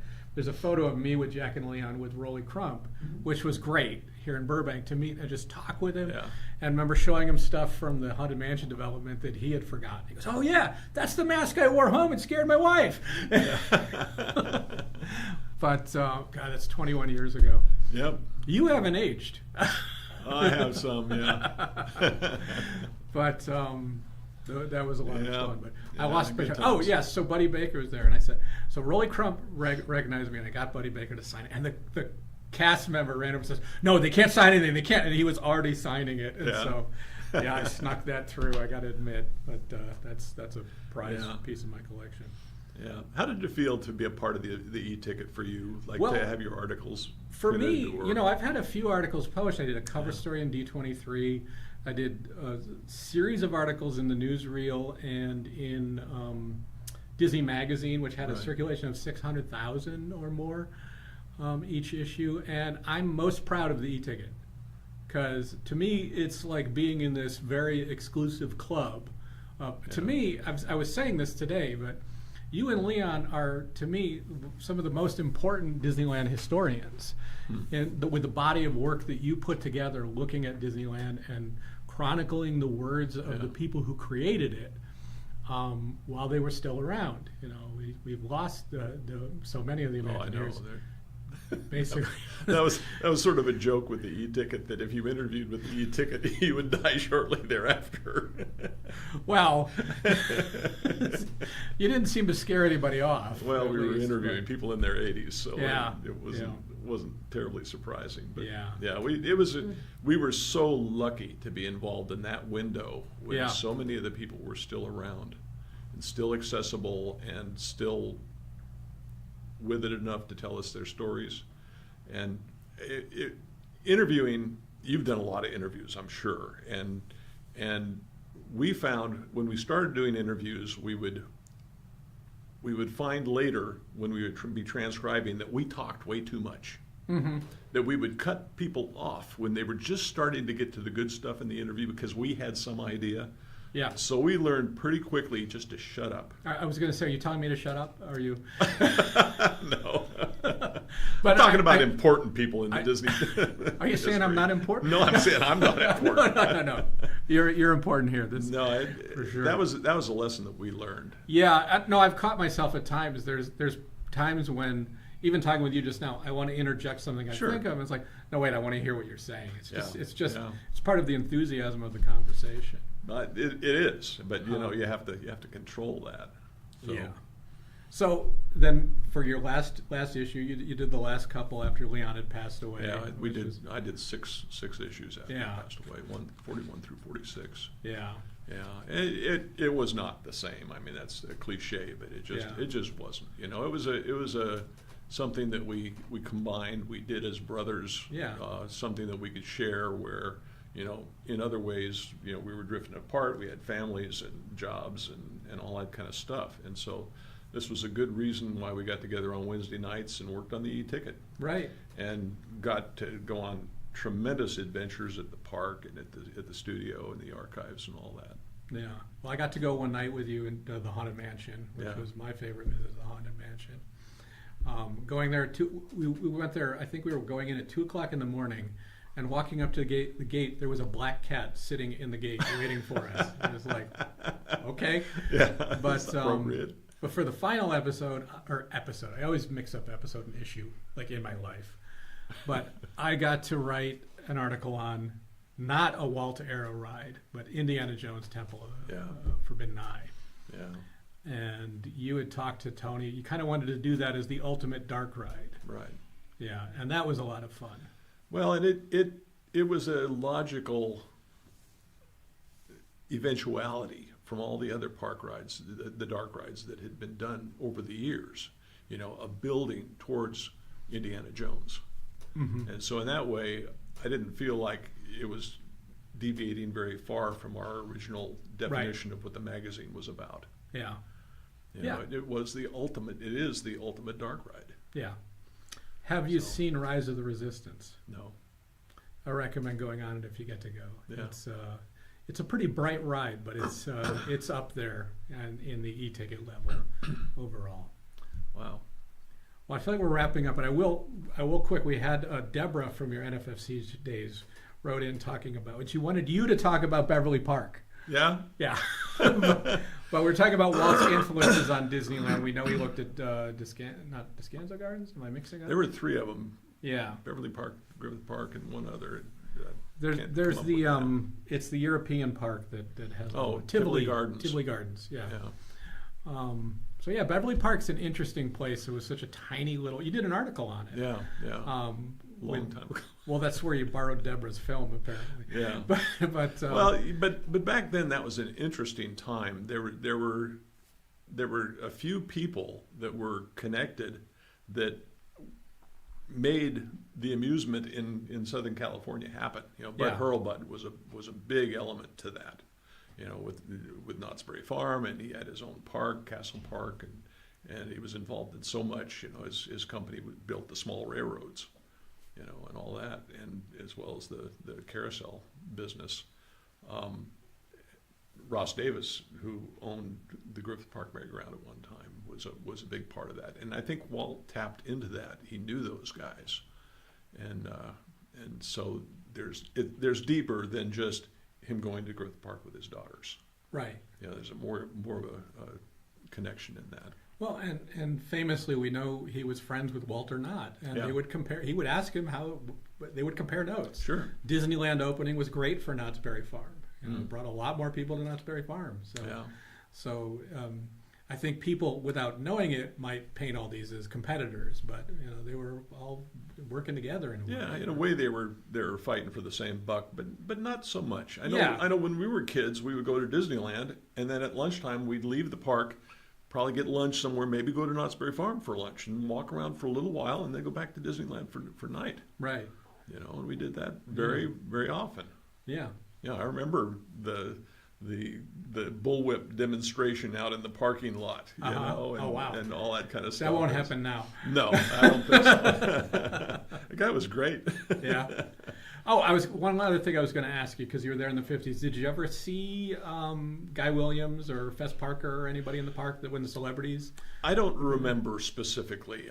I think it seems like we saw somebody in the somebody recognizable in the parades, but I don't have a specific memory of that. Yeah, back then there were live performers. There'd be shootouts in Frontierland. Oh yeah. They'd fall off the top of the Golden Horseshoe and onto a bed down on the terrace or whatever that is, on the balcony. Yeah. All right. That was great. Well, very cool. Yeah. Well, thank you. Thank you for coming here, Leon. Oh my God, Jack. Leon's here with us. He is. But thanks for coming, Jack. My pleasure. It was really great catching up with you and talking with a complete set of Fortune Red cards. That's pretty awesome. Did we show the 2 pictures that we saw? Oh no, sorry. Maybe we should just for the fun of it. That's a great price for that pin. We surprised him with it. We woke Zach up, is what I said. This is my Peter Pan boat that was given to me in recognition of the work done in the e-ticket. It was officially given to me. Wow. Now that is a full-size boat. That is the that is- actual attraction Yes, boat. that is Yes. one of the old boats. When they had to upgrade the boats, it was my understanding they had to upgrade them because people in 2000 are not the same size as that they were in 1955. Okay. And those boats were designed to have 2 adults and 1 child. That does look a little narrow. And that's a life-size Walt that you built? That Walt I made, he's got a paper mache head and hands. Unfortunately, his proportions are more like a 6'2" guy because that's me, and I was going Right. off my own proportions. Oh, okay, that's fine. But yeah, he was fun to do. Now that's a neat little collectible you have there. Yeah, yeah. And then we have the other photo you brought. This is just one of the shelves, and what's interesting about this, the 2 skulls are out of the Jungle Cruise ride. I believe that the back skull was purchased at one of the NFFC shows, but the front skull goes back before e-ticket days.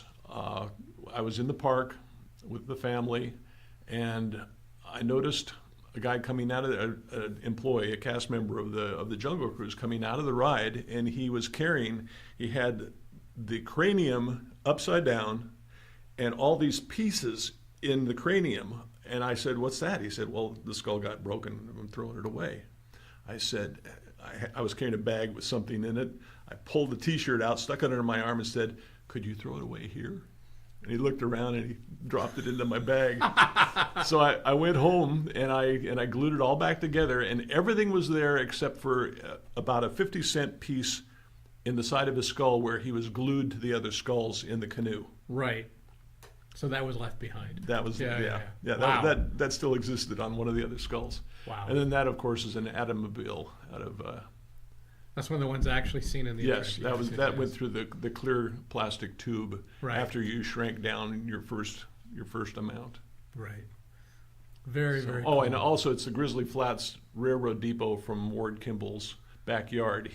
He had a number of, both in HO and I think S-gauge, these models made to be. So these are models made of his full-size railroad. Yes. Kind of backwards in a way. Right. No? I Well, don't he know. was a model No, or railroader, forwards. you know. No, that's the way that's usually done. So I put that together after getting that That's kit pretty from cool. him. Do you know where the Grizzly Flats train depot came from? Yeah, Frontierland. Before that. So Dear to My Heart. There's sets, Oh, that's there's right. sets That's from So right. Dear to My Yeah. Heart. I know you knew it in there Yeah, somewhere. Yeah. That's back there, way back there. Yeah. Yeah. Very cool. Very cool. Zach, Yeah. any questions? I don't think I have. No, Sorry. All right. Well, thank you so we have to much. wake him up. Yeah. Yeah. Well, we're about to pause, so I wanted to make sure he's paying attention. Yeah, that's right. I'm just kidding. Well, thank you for inviting me. Thanks for It coming. was a lot of fun. So it's great to have you here, and we'll A take pleasure. another little break here. Keep your bidding; things are going great, and we'll be right back. Okay.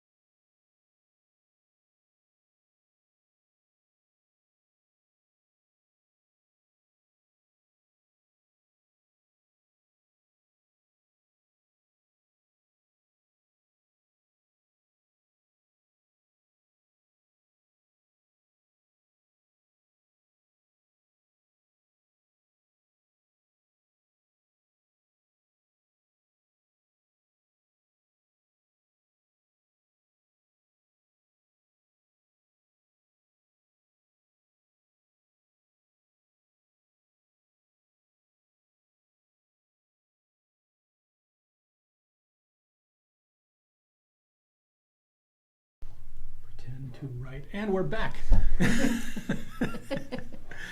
Hey, Zach, and we're here with Janine Van Eaton. Hi. Your second time as our guest here. Second time. I know, I don't remember the first. So it must have been was a blur. unforgettable. No, it's just a blur. But Yeah. you said it was the first one, right? That's the first one we did? Yeah. No, it was the first time Mike had to leave. Okay. So Mike started, there was the only time that Mike started one with us, and he left. And then he called you and said, go in and talk to Ed because he doesn't know what he's doing.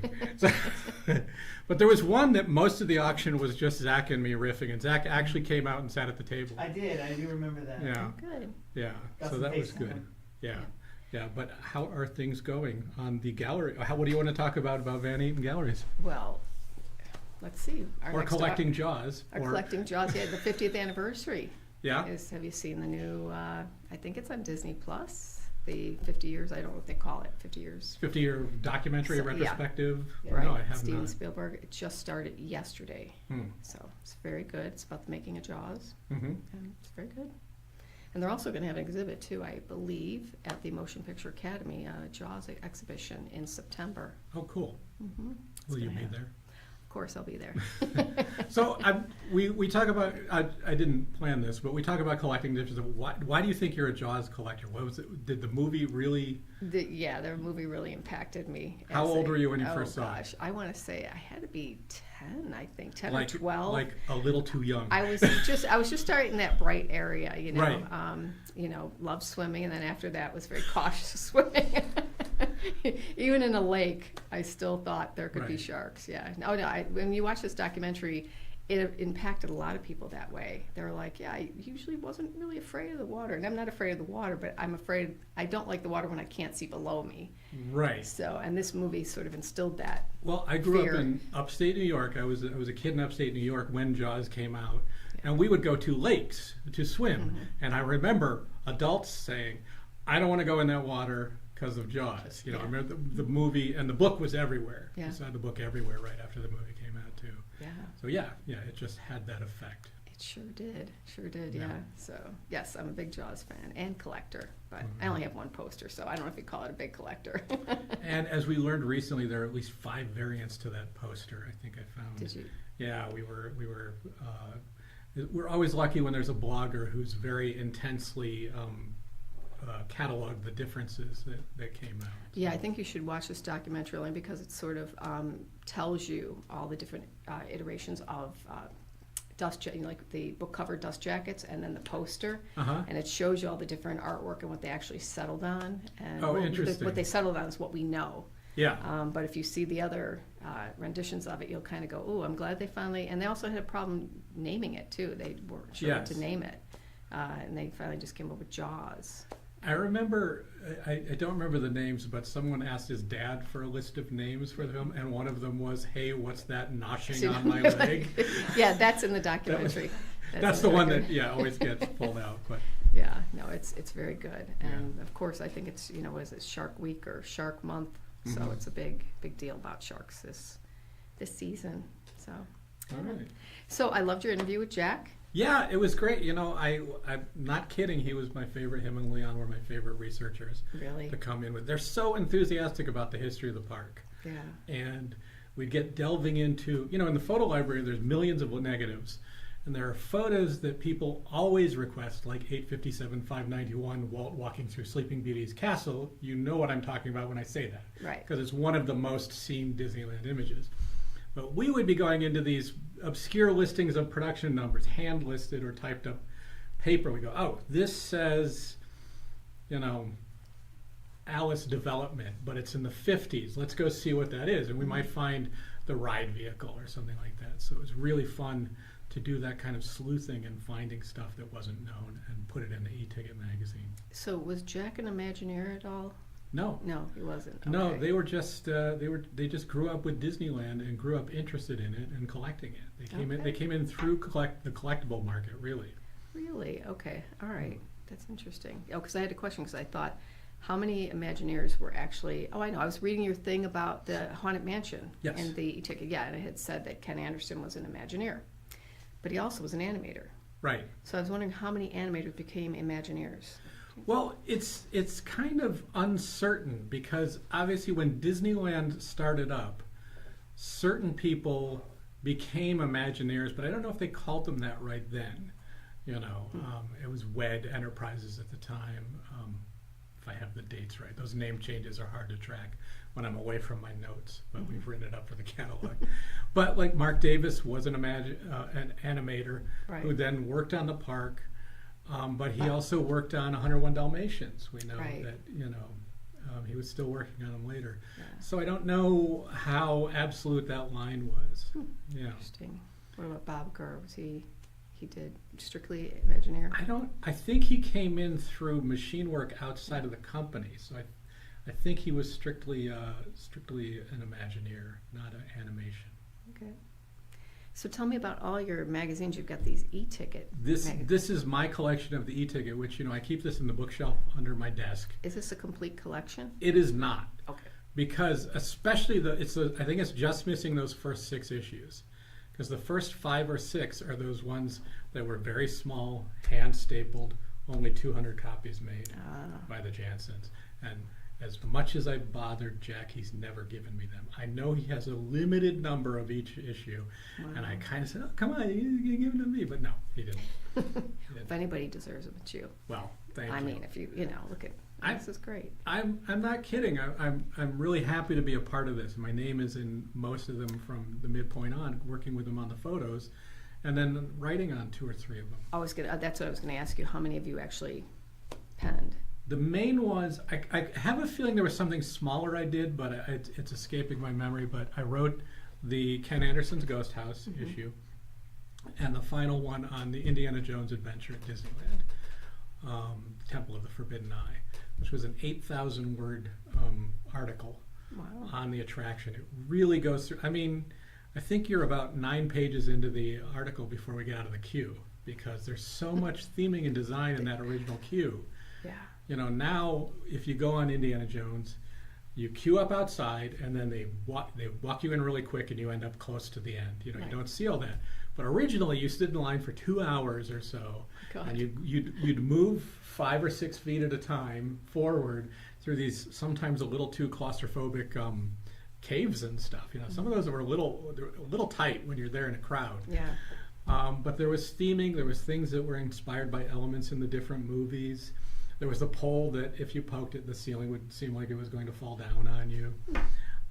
And now, unfortunately, just the way that they organize the ride, you walk past most of that. But I was lucky to have Tony Baxter's access to it. He took Jack and me and some others, and we walked through the attraction twice one night. Wow. And once with all the lights up, and then once in the show lights.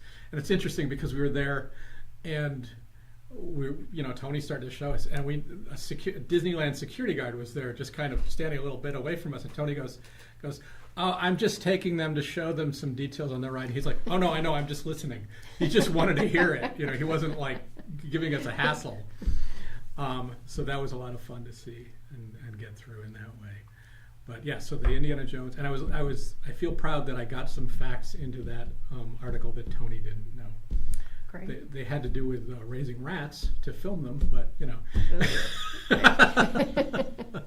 Well, that's interesting. So now, who asked you to write the article? The one that I read? Oh, I read part of it. I didn't read all of it. I think the Ghost House article, as I remember, I pitched it to Leon and Jack because I had found the map and the script of Ken Anderson's take on the Haunted Mansion, which is a little bit legendary, and it was first announced in 1957 in an article, Walt's, it was My Next Dream, and that's where they published Sam McKim's famous artwork of the outside of the mansion, all dilapidated, a really run-down version that's often seen.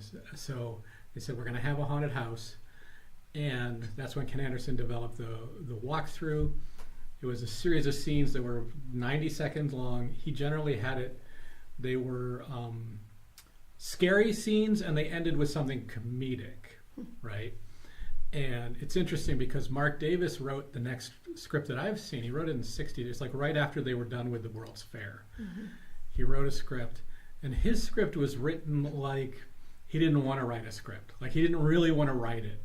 It starts from the elevators.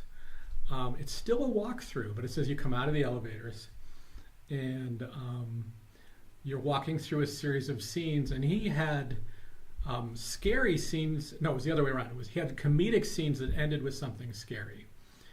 All the ghosts were afraid of the worst ghost who was coming, who turns out to be the ghost host at the end. And then I gave this talk at the Family Museum once. Exitensio's script for the mansion, and I know, Zach, you've heard this. I have talked about this here before, but because I love the Haunted Mansion, if you didn't notice. But X's script would fit the mansion that we grew up with, with a slight change. It had a ghost host talking about how there was the Raven. The Raven was a bad spirit, and the Raven was wearing a weird little brooch necklace. Okay. Oh, there's that Raven again. Watch out for them. They're harbingers of the death, blah, blah, blah. And at the end, when you get to the hitchhiking ghost going home with you, he says, well, in one of you, it's that worst ghost is going to go with you, and it's me. And you see this really hideous ghost who's wearing that necklace is one out of the whole cycle of the ghosts. So that was a different change to it that I think they just figured, we don't need that little extra stuff. It's enough as it is. It became just kind of atmospheric. It's a Claude Coates. I always mix up my Imagineers, but who designed the first part. It's very atmospheric and empty, sort of, Yeah. And then Leota calls in the spirits, and then from there on is Mark Davis's ride. It's all his scenes and characters that we see there. Fascinating. And now it's Jack Skellington for a chunk of the year. I know. I always seem to go in October, but I like the original Haunted Mansion. I always seem to go when Jack's up, and that's not, I do miss the original one for Halloween time, I gotta say. But I like the overlay. I mean, and the Sally that they've added in is a really nice touch. She's in the graveyard. I think I've seen her. Yeah, she's, next year. Try to spot her. Yeah. So have you been on Rise of the Resistance? Yes, I have. Yes, What did you think of it? I thought it was okay. I'm not a huge, I like Star Wars, but I'm not a huge, I have to do everything and be everything and see everything. No, I enjoyed it. I thought it was good. And as an e-ticket attraction, to me, it's the first one that's up there since Indiana Jones, going back to Pirates and Haunted Mansion and stuff. It's really this immersive feeling. It was very enjoyable. It's the one with the Star Troopers are lined up, right? Yes, and I love Star Troopers. Stormtroopers. Star No, they're Star Troopers in my eyes. Oh, they can. They're all Stormtroopers, that's right, Stormtroopers. That's what I meant to say, yes, Stormtroopers. I just love Stormtroopers. I don't know why. Maybe they're white outfits. I don't know. My favorite Star Wars is the 77 that I grew up with as a kid, but I do love the design of the new design of the Stormtroopers in the more recent film. They look great. Yeah. They look like a progression. They do, yeah. So what's great in this auction that I should have? I love these little snow globes. We have several of these, and we have one. We have one from Bedrock USA. Do you know about Bedrock USA? No. So Bedrock USA is a roadside attraction. It's not in this auction. It's coming up. Okay. So I should preface that. But it's a roadside attraction where they built bedrock out of concrete. Okay. That's basically all I can say about it. There's nothing more to add to it. But I love the stickers and stuff that come from there, and we have a snow globe like this. But where are we up to? Yeah. We're at 238. We've got 4 highlights for this auction that we could bring up again. From now on, we've got 288. Okay, well let's go to. So we did these early, but we'll go again. Yeah, I do love these snow globes. I mean, it's amazing how the water is still in some of them. Yes. The one I have, there's no water, and I have the Jungle Cruise snow globe, and just the stuff clinks around in there. So would you, as a collector, would you ever refill it? Do you try to find out what goes in it, or? Yeah. No, I just leave it just because I like the elements inside the snow globe, and when you're a kid, that's something very relatable from when you were a kid. And I like the old plastic ones opposed to the glass ones now. Yeah. I just think they're quaint. Well, they became huge in the 90s. That was a big thing for the plastic studios. the glass ones. Yeah. That's when so many of those came about, and I remember working with consumer products at the time, and they were like, anything we could put in a snow globe will sell. So just the catalog was lousy with them, and the stores had a lot of them, and Yeah, I do remember that. Yeah. Yeah. Mm-hmm. So what's your highlights? So coming up in about 48 lots is lot 288, a hardbound copy of Disneyland's 35th anniversary television special. Are you surprised I picked that? It's a really unique thing. It's it's not often you see a hardbound copy of a script. This is a television script, and this is one of these great Disney scripts where it opens with a scene of all the actors from Cheers. Oh. And so it's Carla and Sam and Woody, and they're all talking about Disneyland. And, it goes into this really corny video of Woody when he was a kid with his friends daring him to go in the Haunted Mansion and stuff. And it's just, funny. so that's 1990. That's kind of late for those kind of corny Disneyland specials that featured non-Disney shows a lot. Okay. That's one of those that gave us Michael Jackson singing When You Wish Upon a Star in Disneyland. Okay. No, not When You Wish Upon a Star. I'm sorry, it's Somewhere Over the Rainbow. That's the point. It's not a Disney song. Okay. But you could tell, probably Michael said, I want to sing Somewhere Over the Rainbow. And they're like, okay. It's like 1980 probably, I think that was. funny. But I really like that bound script. Yeah. Another one that we're highlighting is Lot 342, a set of cast member service awards. So this was the one, I love the plaque. That's that Mickey plaque that says thanks with their name added in as if it's handwritten. They're pretty rare. I've never determined who those were given to. It's not like you automatically got one of those when you retired or if you retired after 10 years. They seem to be fairly scarce. Yeah. You know what I'm noticing on it now? The credit card? The S, well, yes. The S on the thanks is backwards. Yeah. That's they used to do that, so it was cute. Yeah. Like a kid wrote it. I know You'd see Eeyore- lemonade with the E backwards. With Eeyore's signature, it had a backwards E, or two of them, I think, if I remember correctly. It's meant to be charming. Exactly. Interesting. All So right. that's Mickey charmingly carving. Thanks.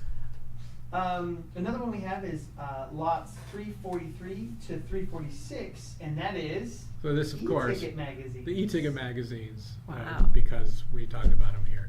So yeah, we have for them there. That issue 7 is the one without the color. That's a very early one with a very low run. I think that's the one he said was his Mark Davis interview, and that's their first big celebrity Imagineer interview, because that's Mark's artwork on the front. Wow. Amazing. And what- And the last one we have is lot 382, a DCA, or Disney's California Adventure opening day map. Yeah, so I always Nice. I love these maps, and this Yeah. is the variant that has the date of the opening on the front. And what's up right now? The 5K patches for It's a Small World. We've talked about these. The 5Ks were charity events for Disney employees where you rode through the attraction for 5 kilometers, which on It's a Small World meant you had to go through 13 times in a row. I did Oh not my participate in the It's a Small World 5K, but I love the patches. I They're almost bid adorable, on yeah. this myself. They're cute. They did it for Pirates of the Caribbean. That was just 10 times through. So that was doable for Pirates of the Caribbean. The Haunted Mansion was 26 times to get I through don't think for I 5 could do that. kilometers. I think I'd Yeah, go nuts. the Haunted Mansion. They Any said, ride. you don't have to do them all, and it was just a night. It was kind of an unusual night because the mansion was there. They were projecting Mary Poppins on the screens in the graveyard. Mhm. So it was cast member That's it, stuff. yeah. And the food was an In-N-Out truck, and I remember they were playing Rocky Horror Picture Show soundtrack Oh my in gosh. Ed Squair. So it was a very non-Disney feel. But yeah, those are the 5K. So that's a great item. You'll see a button and a coin from the Pirates one. There's a 5K Pirates coin that has Mr. Smee on the back for some reason because he's a pirate, but he's not very Pirates of the Caribbean. And the Haunted Mansion one was a mystery. They didn't announce it was the Haunted Mansion.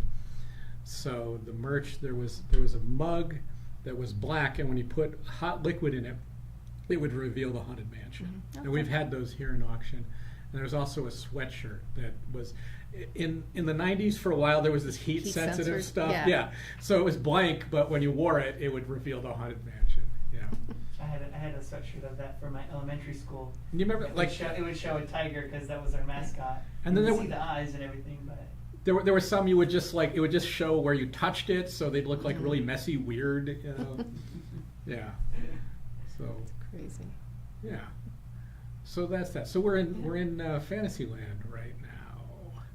Okay. So we're a good way through. We have about 140 more lots to go. So do you have the online auction organized by land? That's one of the things we generally do.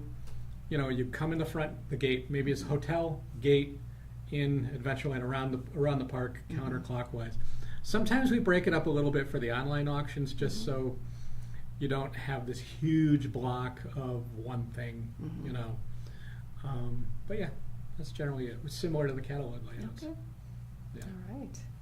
Very good. that is it. And I don't know what else to go on to. Yeah. Zach. The 70th anniversary is in 5 days. Right. What is anything going on? Are the Dapper Dans doing anything involved with that or no? You know, honestly, I'm sure they are. Yeah. But because I'm not there as often as the full-timers, they probably are doing something on the 17th, specifically for it being the exact 70th anniversary. Right. We do have 70th anniversary songs that we're singing in our sets, and a little parade march along that we do with the characters. But Are those new original Yeah, I was songs? gonna ask you or- that. yeah, it's like the theme song to the 70th. I think it's called "Celebrate Happy." You'll hear it on the commercial, and they've taken that and made it, put it into our set. So we sing it at the end of our sets, and we sing it with the march along. So it's everywhere, and I'm sure they're probably going to have some kind of special, you know, moment to sing that song somewhere at Disneyland. But as far as I know, I don't know exactly what it is. Right. Oh, that's great. So Ed, do you have any plans to do an online auction of just animation only? Well, not just animation only. Excuse me. This right now is our Disneyland themed auction, which we did 99% Disneyland. A little bit of other parks snuck in, and we're going to have some themed ones coming up here. Can you show the artwork that we have for the next one? Did you see it with the title that Erica had? Oh, is it the Star Wars? Yeah. Yeah. So going forward, we're going to theme them, and they're going to be about half our normal selection of stuff from the Disney studios and parks. But the next one, we're going to have about 200 lots of Star Wars. All right. Merchandise, some animation art, going back to 1977 up to fairly recent stuff, of course, Star Tour stuff, and that's the Disney and Droids auction. After that, we're going to have a pin-focused auction. It'll be about 200 lots of pins, and after that, animation. All right. And we're going to dig into the Van Eaton Vault a little bit, and we're going to test out some of these. You know, we have some things like Biker Mice of Mars, and we're going to see. test out some of the different stuff. Because like we've put Teenage Mutant Ninja Turtles in, and they're doing well. They're received well here, so we want to see what people are looking for. Oh, there's so many gems in this inventory. Yeah. Yeah, you could Yeah. be here for days just looking through the bins. Well, we might borrow some Super Friends art from the gallery side and put it in Okay. the auction and see how it goes. And yeah, there's really great stuff. Yeah. Yeah. You know, the company that put together Up for Auction is now the owner of the license of Biker Mice. Oh, from right, Mars. they are. Oh, really? They're putting out comic books and eventually putting together an entire nacelle-verse, multiverse of different IPs that they purchased a couple years ago. Interesting. Yeah. Interesting. We got to tell Dina. You know, Dina Sherman, the voice. Right. She was a biker mice. Oh, was biker she? mouse. Oh, funny. Yeah. Interesting. Yeah. So that's it. So we have an animation one, and we're getting into more. We're working on the next catalog auction right now, of course, which I think we have it set in September. September, yeah. My Yeah. understanding is September 13th. All right. Yeah. And I think we'll have. I think Brian is going to be here in a little bit. Did he buzz in? Did he buzz in? I don't know. I think he is here. So he's putting that one together. So we can take a break again. Okay. And I'll come back with Brian, and we'll talk about the auction and other stuff upcoming here at Van Eaton Galleries. All right. Thanks. Keep on bidding, and we'll see you in a few. Thank you.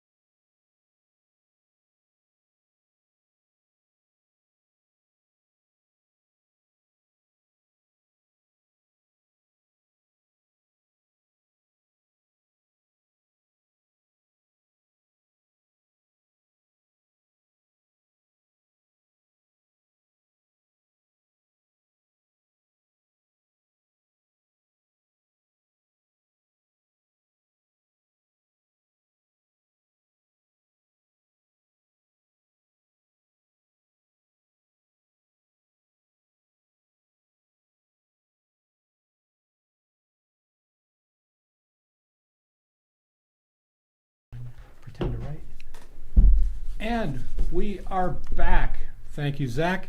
And I want to introduce Brian Saw, another writer here at Van Eaton Galleries. Hello, Hey, Brian. Ed. Good to see you. Good to see you on a Saturday. The whole place is different on Saturday, right? It is, yeah.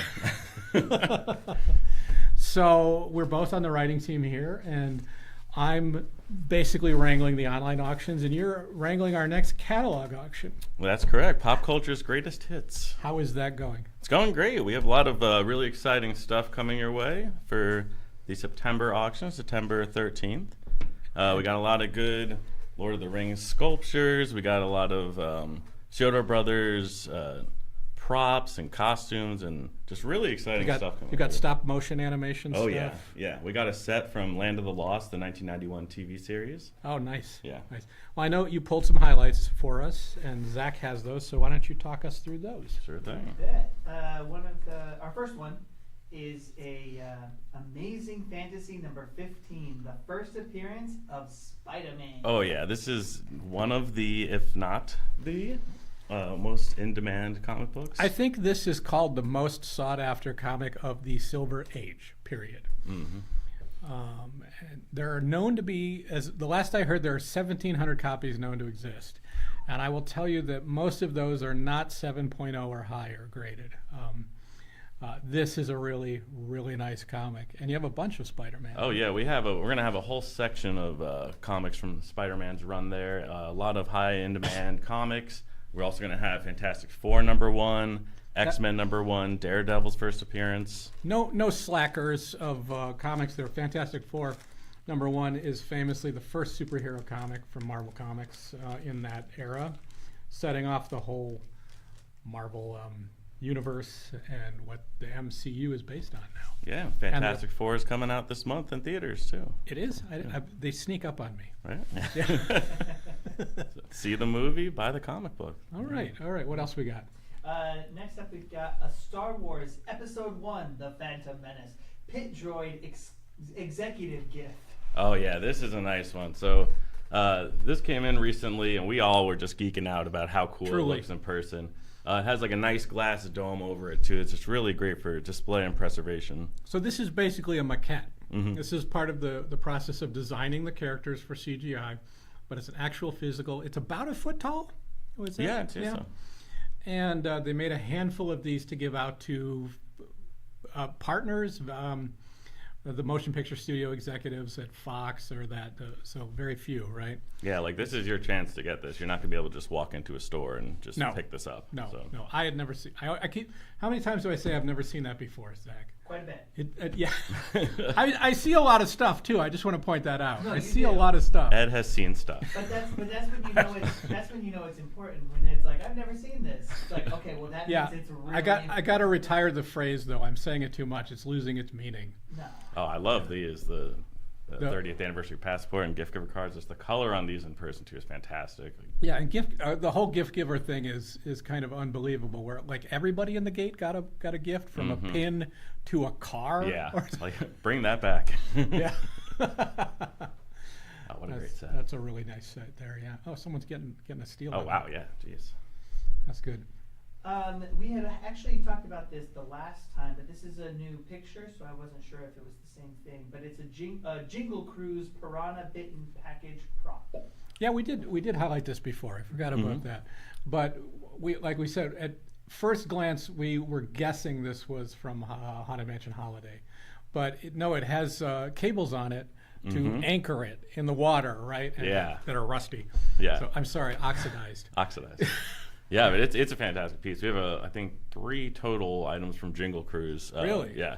Oh, which cool. is the seasonal takeover that they do at Walt Disney World. I wish they'd do it here. I think they did it. I think they a did year or it two, briefly but- here, and I never heard of it until after it happened. Yeah. So I've never seen this before. No, just kidding. Yeah. Sorry. Oh, here's another great deal. It's the 6 sets of ears. Oh yeah, I've never seen those. Never seen the Hollywood Bowl. There's a Hollywood Bowl one there. The from Hollywood Bowl event. one, and then the orange one is from like a specific cruise in the 80s, a Norwegian cruise line, I think, before the Disney cruise. So this is a great chance to get a nice collection of Mickey ears. And I should say, Mike always says in this, you get great deals here. Some stuff that we put in the catalogs, they go for a lot of money, and this is your chance to steal them at a low bid. Mm-hmm. Yeah. You know, it's funny, the Jingle Cruise being at Disney World, I don't think I've ever known that was there. Because that's the park that I used to go to growing up. I'm from Nebraska, but my dad's from Florida. Oh, nice. So we go to the parks every summer. Mm-hmm. And I don't think, I mean, granted, it was summer, so I probably didn't come across it, but I also worked there for 8 years. Never. Well, like I said, it did happen here at least 1 year, Mm-hmm. and I missed that completely. Same. I feel like I might have been back east when it was happening, and then I came here and it wasn't, and I was like, oh man. Do we have something else? Yeah, we do. An Indiana Jones Adventure Project team jacket. Oh, I'll just take this, honestly, people. This is fantastic. Well, you have to bid on it. Yeah. It's from the project team, Imagineers, that worked on this attraction, which is celebrating its 30th anniversary this year, I believe, Oh, if my math gosh. Yeah, at this yeah, time yeah, of day yeah. is correct. Yep, 30 So, years. Yeah, get it, wear it around the park, take good care of it. It is fantastic. It's a nice leather jacket, Yeah. and again, not something that you can find really anywhere else. No, those are great. Those cast member exclusives like that. I just realized that the Van Eaton Galleries is only slightly older than the Indiana Jones Adventure. Wow. Coincidence? Yes. Yeah. Another thing we have highlighted is Kubo and the Two Strings Crew Gift Puppet Heads. Yes, this is from the Leica stop motion film Kubo and Two Strings. If you haven't seen it, absolutely fantastic. Fantastic stop motion. Best film. movie of that year, in my opinion, and one of the Yeah. best of the 21st century. They make tons of these heads during production, and then they gave these out as gifts to the crew as just like a thank you. It's a really nice package, displays well. The heads are different based on who you're getting. Like These were similar to Nightmare Before Christmas. There were different sculpts for different positions of the mouth and expressions. So they made, I would guess, thousands, at least hundreds of each of these characters. And then these select sets were given in this really cool box, by the way. Oh, yeah. That's tricky to open. yeah, very designed tricky to open. be. But there are instructions. It does come and with once we instructions. actually decided to look at the instructions, it was very easy to open. Yeah. But yeah, that's a great piece. Very cool for if you collect animation or yeah. This banner coming up right here. Oh man, It's up right now. Hey. People are bidding on it as we speak. Yeah. It's big, 53 by 66. It's a really nice piece for that 30th anniversary logo. A little different than we typically see it, and your Mickey silhouette. Yeah, it's gonna look great wherever you put it. It's Yeah. it's a good one. Yeah. So, Brian, aside from working here at Van Eaton, like many of us, you're a collector. What do you collect? Oh man, so I collect posters. I collect physical media, big Blu-ray, 4K person, all the way, like streaming. I'm pretending I don't know this. Yeah. Really? Tell me more. Yeah. Is there anything in the science fiction realm that you enjoy? Oh, love Doctor Who. I've never heard of it. Yes, great show. Yeah. Been around a little bit. Yeah. And Now it's a Disney property. It's for Disney well, now, yeah. well, for now we'll see. It's currently For the in moment. limbo with Yeah. that, but it's had 2 seasons now in Disney, and they've been a nice bounce back from the last run that we had, where the writing was a little procedural, kind of lost sight of the fantasy escapism. The fantasy magic of it. yeah. Exactly. But it's a great show. Tom, I met my wife too. Oh, Yeah. wow. Yeah. Well, So thank you, Doctor Who. there you go. Yeah.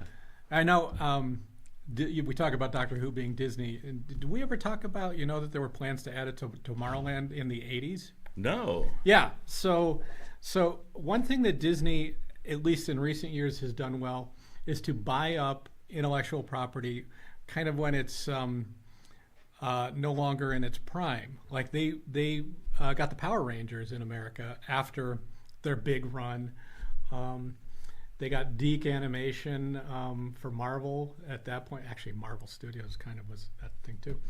But there were plans to buy Doctor Who. This is during the lull between what do they call it? The original Classic Who. Classic Who, New Who. and it coming back in the 90s with Paul McGann. Paul McGann.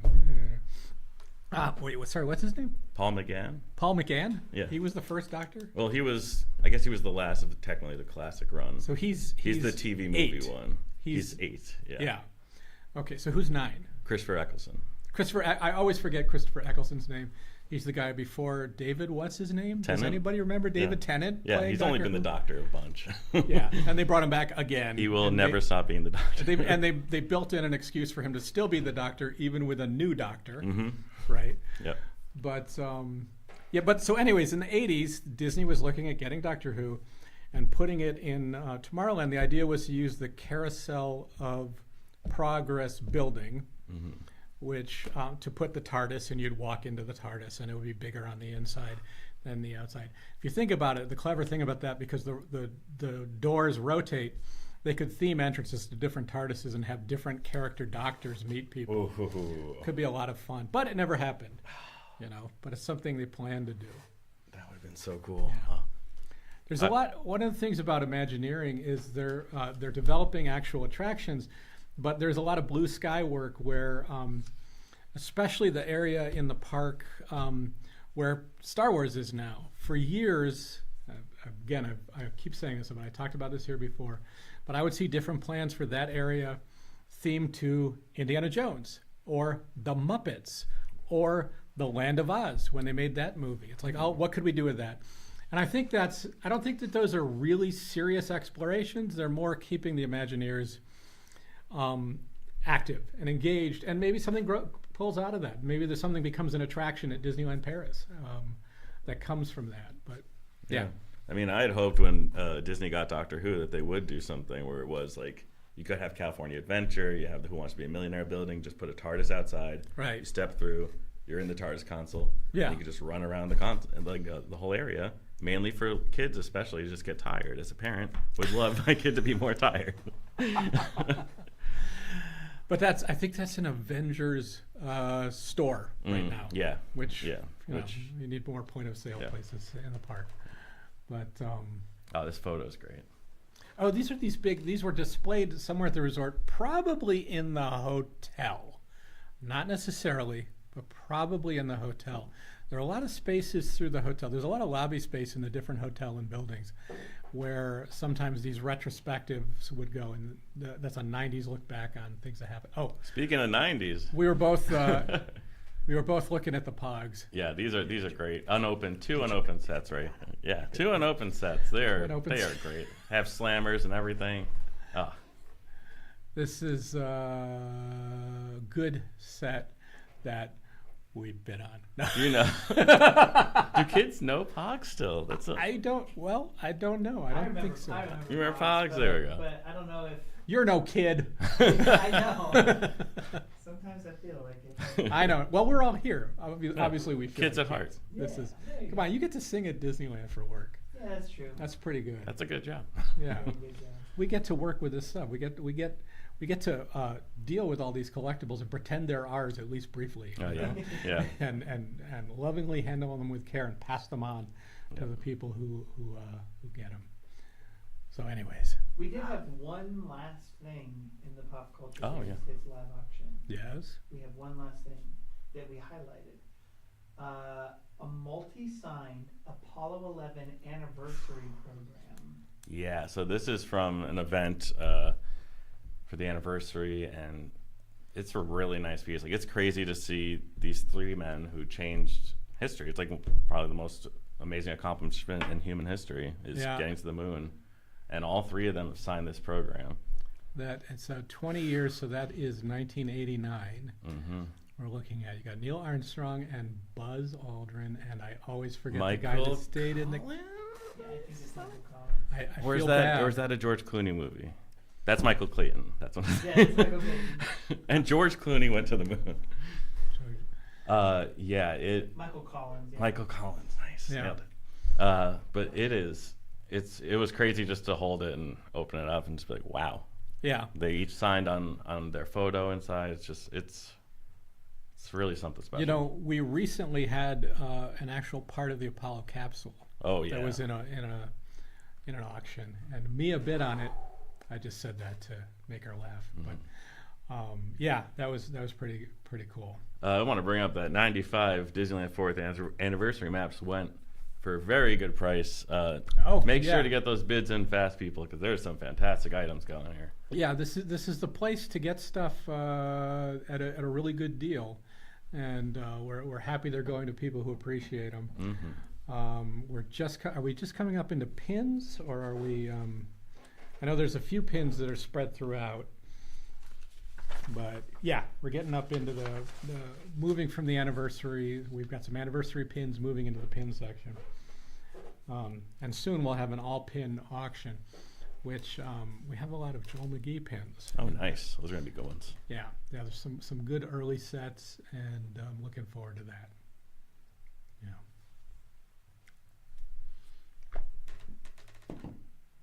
I'm sorry, but so Ed's just really passionate about pins. So. yeah, I really collected pins heavy for a long time. I was trying to collect every Haunted Mansion pin, and they got ahead of me. There were just too many of them to do every.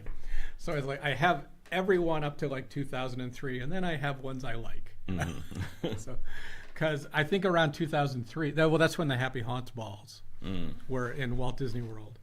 And that's when they figured out that there were people buying every pin. So they made more. They got you. Yeah. Yeah, I feel like they got me with Trader Sam's tiki mugs. I was collecting those, every single one, for a while, and then they were coming out so fast in the last couple of years. It's just fallen behind, and like, oh, I don't have space. It can be hard to be a completist, you know, Mm-hmm. but it's good if you like it. If you want to collect it, you can collect it. You know, this is a really nice little set. I have this one, 45th anniversary cast member set. It's the icons for the lands as they appeared in the Disneyland TV show, actually in '54, except in color. But that's a nice set. We always get some nice cast and crew pins, cast member pins from Disneyland, and other exclusives and stuff. We have a Disneyland 45th anniversary map coming up now too, in 2 lots. That's going to be some other steel right there. That I wasn't that familiar with the 45th. That's the year 2000, and some interesting stuff came out for the 45th anniversary that then got eclipsed by the 50th, because everything came out for the 50th anniversary, like everything. So you can find this nice stuff from the year 2000 that's a little bit forgotten, or a little bit, I mean, it feels more niche to me. For the 50th of Magic Kingdom, I got to be a part of that before I left Florida. Wow. And everything was like this, not translucent, pearlescent kind of color for the 50th, and it was just so cool. And people were they'd come in just to buy as much as they could. And like Starbucks had like a really cool like cup, I guess, for the 50th. Yeah. It was all very, very cool stuff. Cool. Nice. Yeah, I remember I went to Florida for the 50th, and I remember my sister and her husband were just like doing the same thing, just like yoing, buying all this stuff. I'm like, yeah. where are you guys going to put all this? How are you going to ship this back? Did they do a special castle decoration for the 50th? That wasn't the cake. That's not the cake year, was it? No, cake year was 25, I believe. Right. But I'm just off by 25 years. Yeah. I know that they repainted a little bit, and it made it a little bit more vibrant, because it was a little dulling, just a pinch, and then they repainted the gold, and it was like really like spectacular. And the blue of the spires of the castle were painted like really nice blue. It just like popped once they painted it. It wasn't really a huge spectacular shift of the castle. It just basically was a polish. Right. And it looked very good. Nice. A lot of the merch packaging too is very blue and gold heavy. Yeah. Remember that? Yeah, it's usually easy to spot the 50th anniversary stuff. They had a specific logo. It can be very frustrating, you know, when we're trying to date something, and all it has on it is C Circle Disney, and no year. Yep. And there isn't always reference out there that tells us when it came out, but we can get to it by style or just tracking it down. You know, you have little things like Mickey Mouse. You know, a Mickey Mouse from 1939 versus 1940, the whole design changed. You know, that gives us a nice solid line. But some of the merch from, you know, the 70s to sometimes we get something, you'll see a range on it. We say, well, this is 60s to 80s. It's definitely not 50s. It's definitely not 90s. And, you know, we try to be as accurate as we can when we assess them. 50th anniversary charm bracelet. We have a lot of charm It's a nice bracelets one. right now. It's a nice character one. Yeah, there's a lot of 50th going on right here from Disneyland. Good stuff coming up. Nice shot glass, mini shot glass set, or as they call them sometimes, toothpick holders in the park. I remember. Yes. It's, officially, at one point, I heard that the shot glasses are called toothpick holders, and the ashtrays became candy dishes. So you can still get candy dishes and toothpick holders at Disneyland, but you can't get shot glasses and ashtrays. Yeah. I was gifted a Bambi ashtray from like the 50s or something like that after the show up for auction. The showrunner kind of like gifted everybody a classic ashtray. Wow. And I got a Bambi one, and it's very unambiguously an ashtray now. Like back Right, then, yeah. there's like a little place to like hold your cigarette and like this and that. Bambi's Yeah. mom's ashes are in there. Yeah, when you get those, like, you know, the famous scene where Bambi's smoking and sets off the forest fire. Yeah. But yeah, there's little Orphan Annie ashtrays. You know, I mean, that's just smoking was a prevalent part of the 20th century. Yeah. Good bidding out there on this mini glass set. It's a really nice one. It's nice to see Mini everyone going for it. Toothpick holder. Toothpick holders, yeah. Oh, If you own a obviously. toothpick company, this is the set for you. I guess mini glass is a way around it.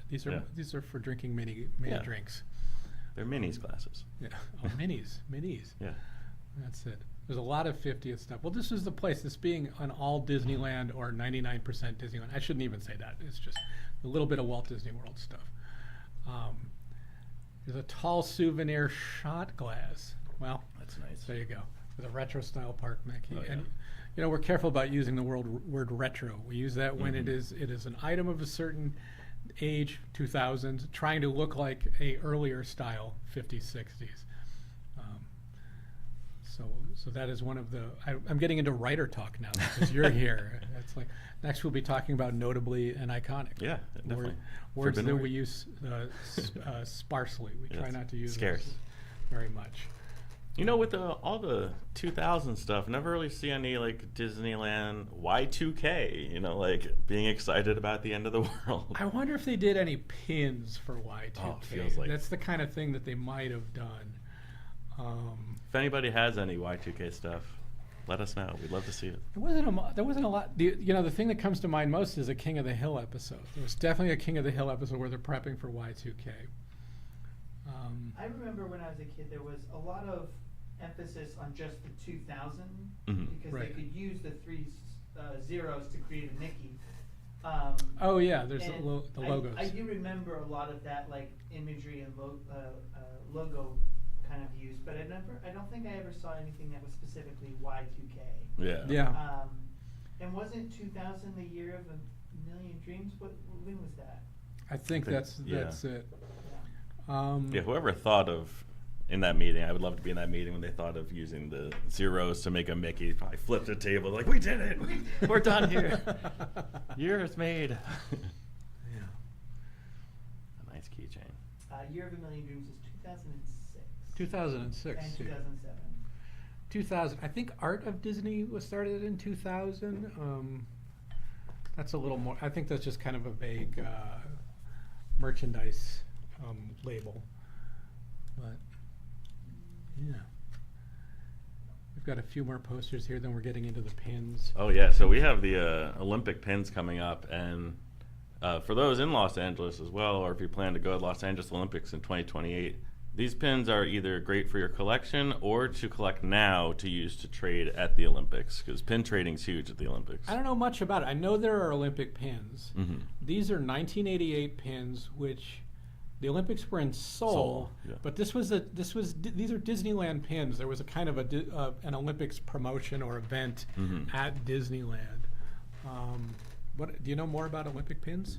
Yeah, I went to, so when I was a kid, I went to the 96 Olympics with my family. We drove down from New Jersey, stayed in my dad's They're in coworker's Atla- house. is that in Atlanta? Atlanta, yeah. And that's when I got exposed to, well, actually, I got exposed a little before that through my dad, that like Coca-Cola put out pin trading magazines for the Olympics for about a year, I want to say. Really? And monthly they would send you like a little catalog of a bunch of different pins that were available. You could buy them, and then they had like special cases that you can have them in that were all branded.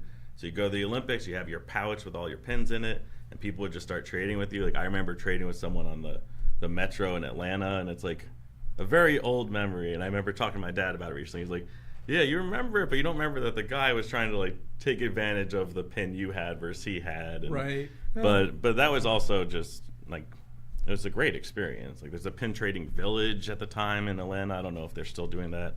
I know in Paris they didn't do pin trading as heavily, and that was kind of a. It's interesting to me when collectibles collide. So you have Coca-Cola, people collect Coca-Cola, people collect Olympics, people collect pins. You know, you have these little overlaps. I mean, I know that the PinPix website that we use as a source for a lot of Disney pins Great site. has Olympic pins on it as well. Yeah, these are great. Obviously, we've had these through the last few auctions. We have a lot of them, and they're always popular. And we talked about, Mike and I talked about, this is this early style of pin that they almost all turn yellow with age. The Olympic rowing one coming up did not. You get a handful that keep their color really nicely, but mostly they turn yellow. It's just And the even if process. they do, they still look great. Like They have a really nice look to them, yeah. And they're an all-over smooth feel as opposed to the later cloisonne pins that you can feel the ridges of all the little changes and stuff. I would not be surprised if Disney put out a bunch of pins for the 2028 Olympics. Do they do pins of tiki mugs? I'm sure they must. I think they've done a couple. Yeah. I feel like they've started doing more Trader Sam's pins recently, specifically. Do they do them as a set where you get a mug and the pin, or No, but they should. That would be great.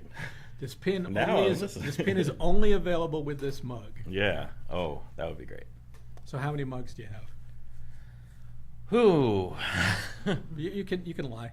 No, probably close to 80, something like that. Oh my God! Yeah, it's a lot.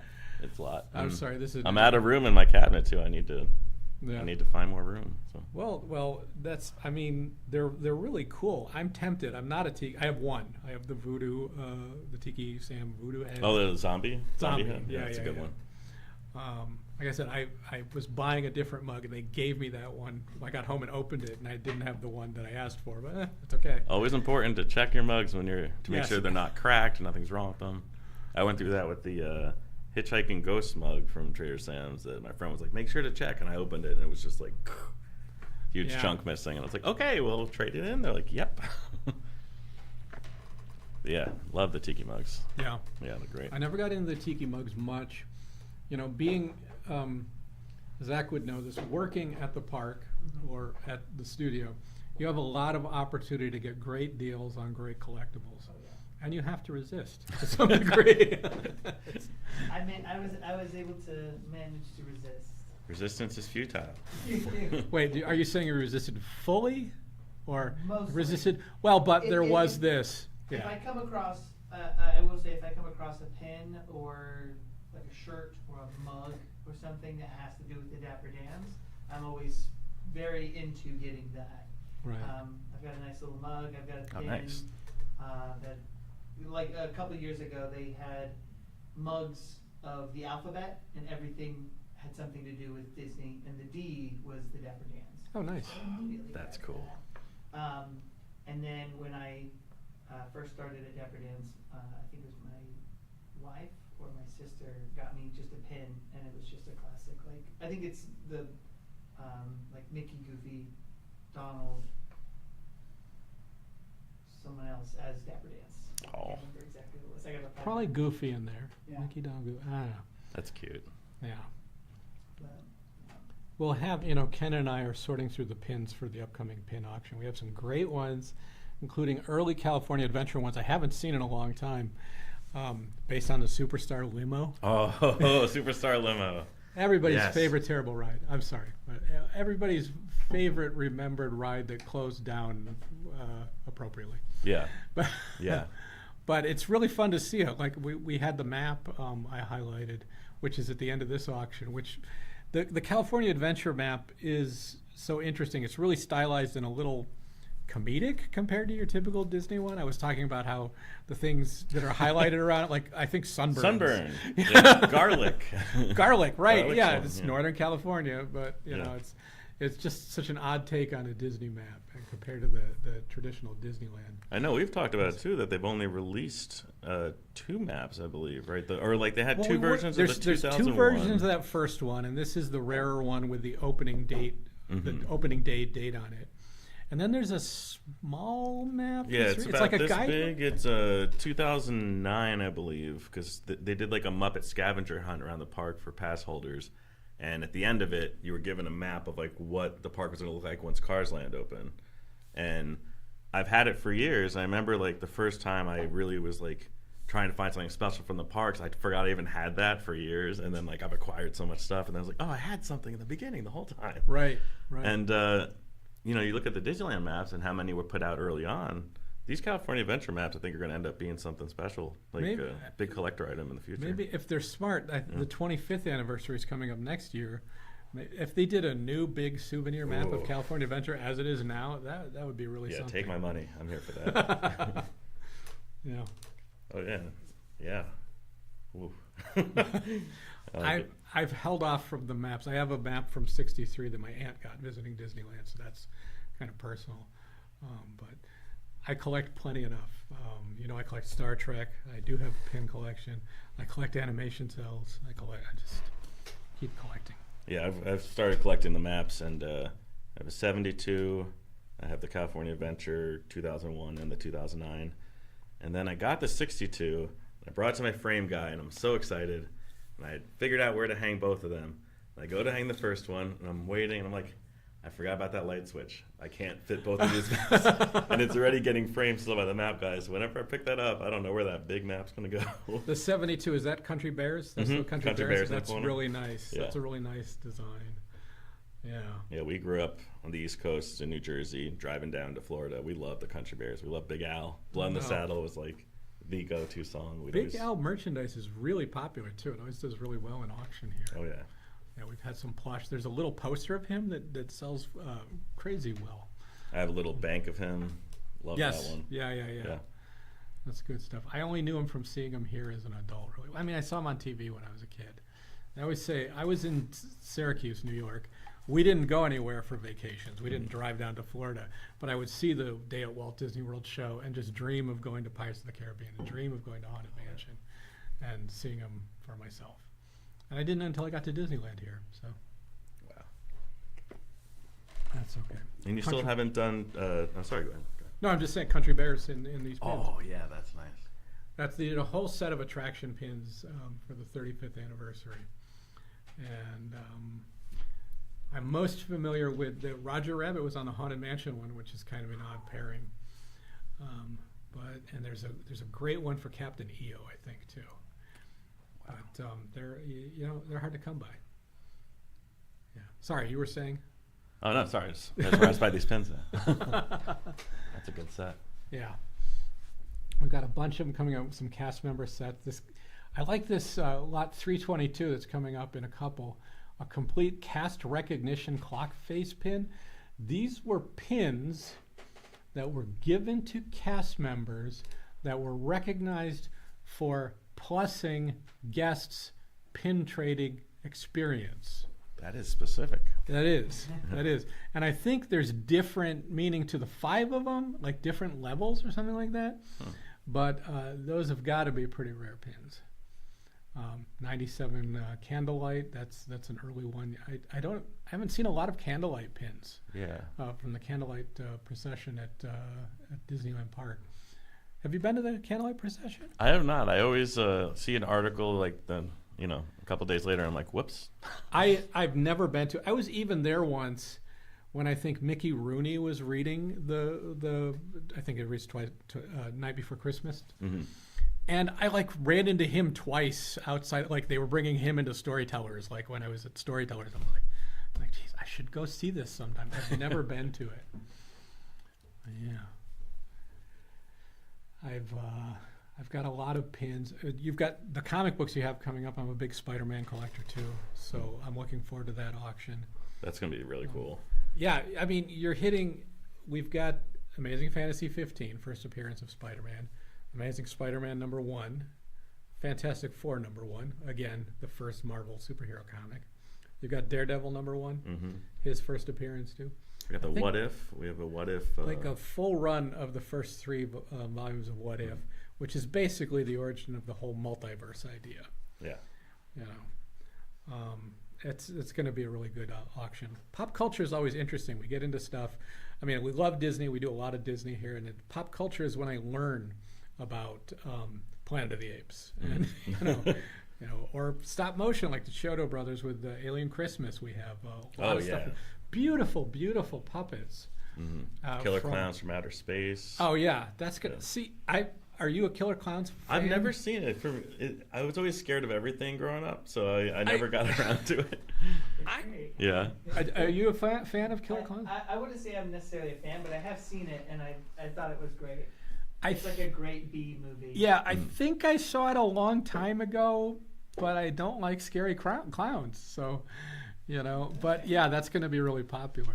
That's pretty cool. And we have some original effects stuff for there. Is effects or maquette models? We have a puppet head, I believe, and then some sign posters from that. Nice.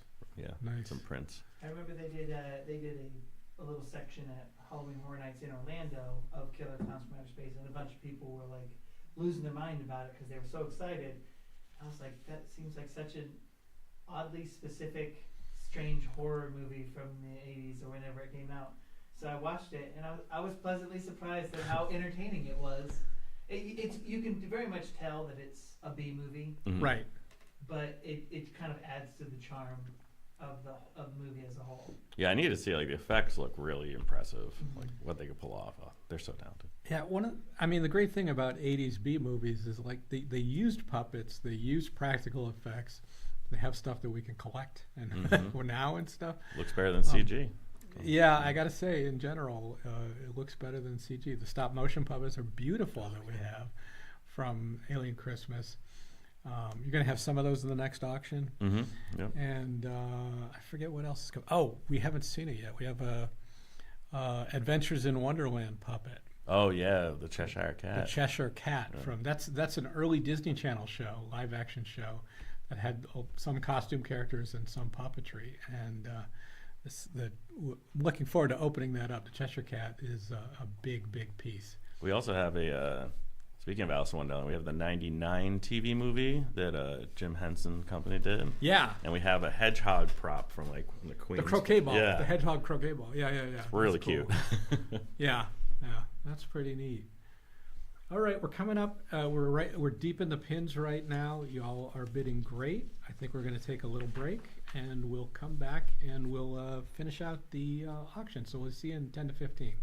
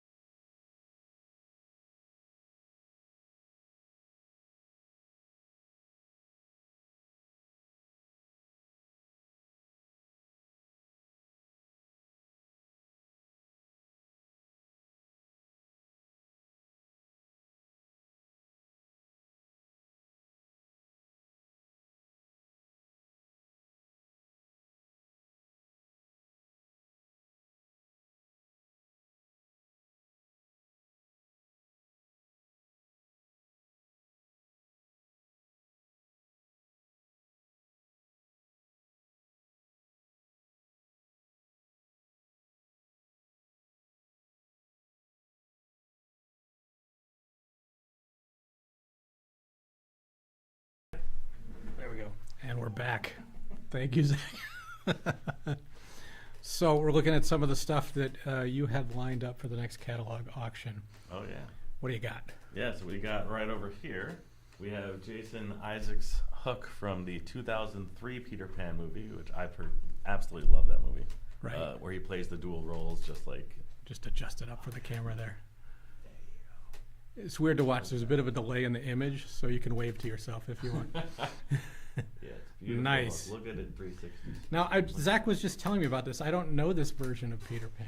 Yeah, so it's Jeremy Sumpter plays Peter Pan in it. He had to be on Friday Night Lights. I'm not really sure what else he ended up doing, but it's really well done. It's they capture Neverland really well. There's like whimsy and danger to it. Like you really feel like Hook's out to get him. Like it's not cartoony over the top. Not entirely safe edges either. Yeah. Right. Yeah. All right. Yeah. That's cool. That's a pretty neat prop. That's his actual Hook he wore. That's correct. All So right. for all you White Lotus fans of the recent season, Jason Isaacs wore this. I haven't watched the new season yet. And then we have This here. I don't recognize that at all. a Baby Groot. This was a crew gift for Guardians of the Galaxy Volume 2. So for all you Groot fans out there. So this looks like it's adapted from a maquette again. It's very nicely detailed, though. Yeah. Yeah, it's really nice. We came in, we were all like, oh my God, look at that. We have a lot of really nice crew gifts, honestly, in this auction. Yeah. Well, that tends to happen when we get a consigner who has worked a lot in the business, and we saw it with Star Trek. We got in a lot of great stuff from different Star Trek series seasons from crew members that were there and kept them. And I'm a big fan of cast and crew gifts. It's you're not going to find them out there on the shelves at Best Buy or the Disney store. They're very hard to come by, and they're always really nice pieces. Yeah, and I feel like this auction is going to have a nice representation of all of pop culture. Like we have an Edison projecting kinetoscope. Right, that's we have basically a mutoscope with a Chaplin film in it. Like Wait, what's that? a mutoscope. What's a mutoscope? It's like you put in a penny and you look in, and then you're cranking it, and you can see. It's like they're cards. Yeah, that they're flip, cards, right? yeah. Yeah. Mike was talking about that. Mike was calling these the beginning of pop culture. And Yeah, that's kind of pretty right. much, It's publicly consumed moving pictures. Yeah, they were like boardwalks and amusement parks, that kind of stuff, and you just go up, look at them. That's very cool. Yeah, we have that all the way through to your modern Groot. Groot. we have a Batman Begins cowl, like a stuntman cowl, which is really cool to see in person. That I mean, I don't know how to say it, but it's like you're looking at the real Batman cowl. It's real. You look at it and you're like, okay, I'm Batman for a couple minutes. This is cool. Or actually, you're Bruce Wayne looking at the cowl if we're. Yeah.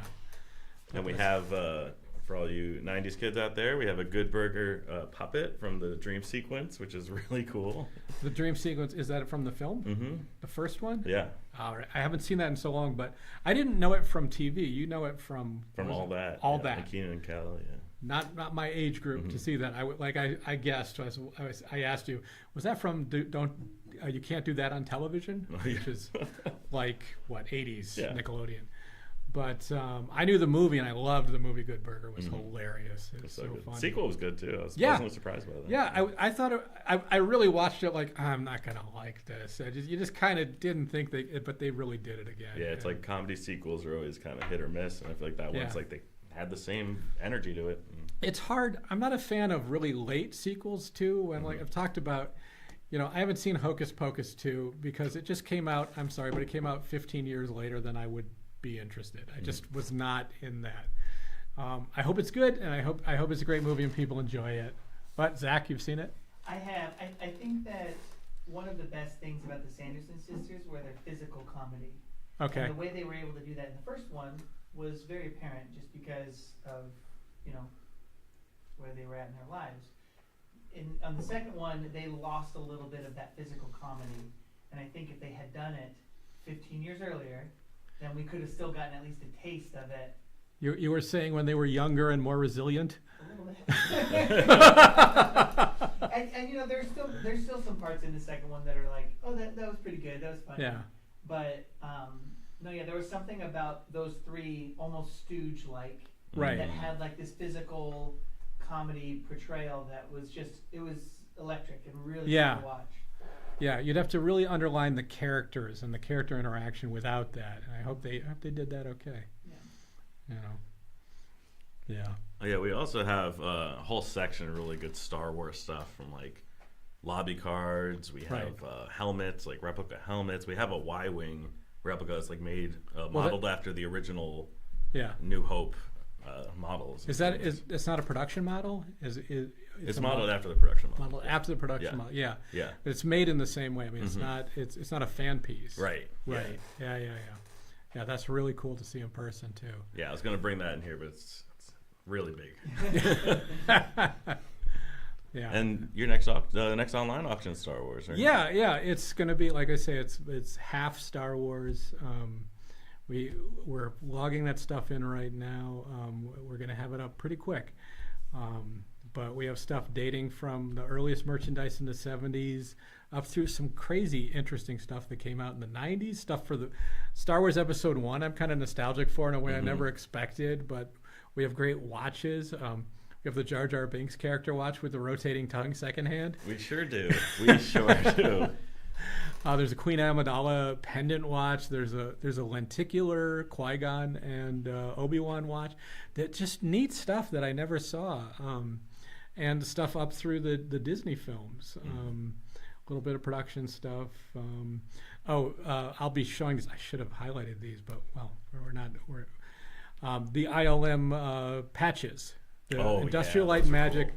So Industrial Light and Magic for Phantom Menace, they made a patch for every visual effect. So there's a patch for the character of Jar Jar Binks. There's a patch for the Coruscant city scenes and stuff. And they're really cool. They're kind of semi-based on Boy Scout patches. And we have about 6 of those.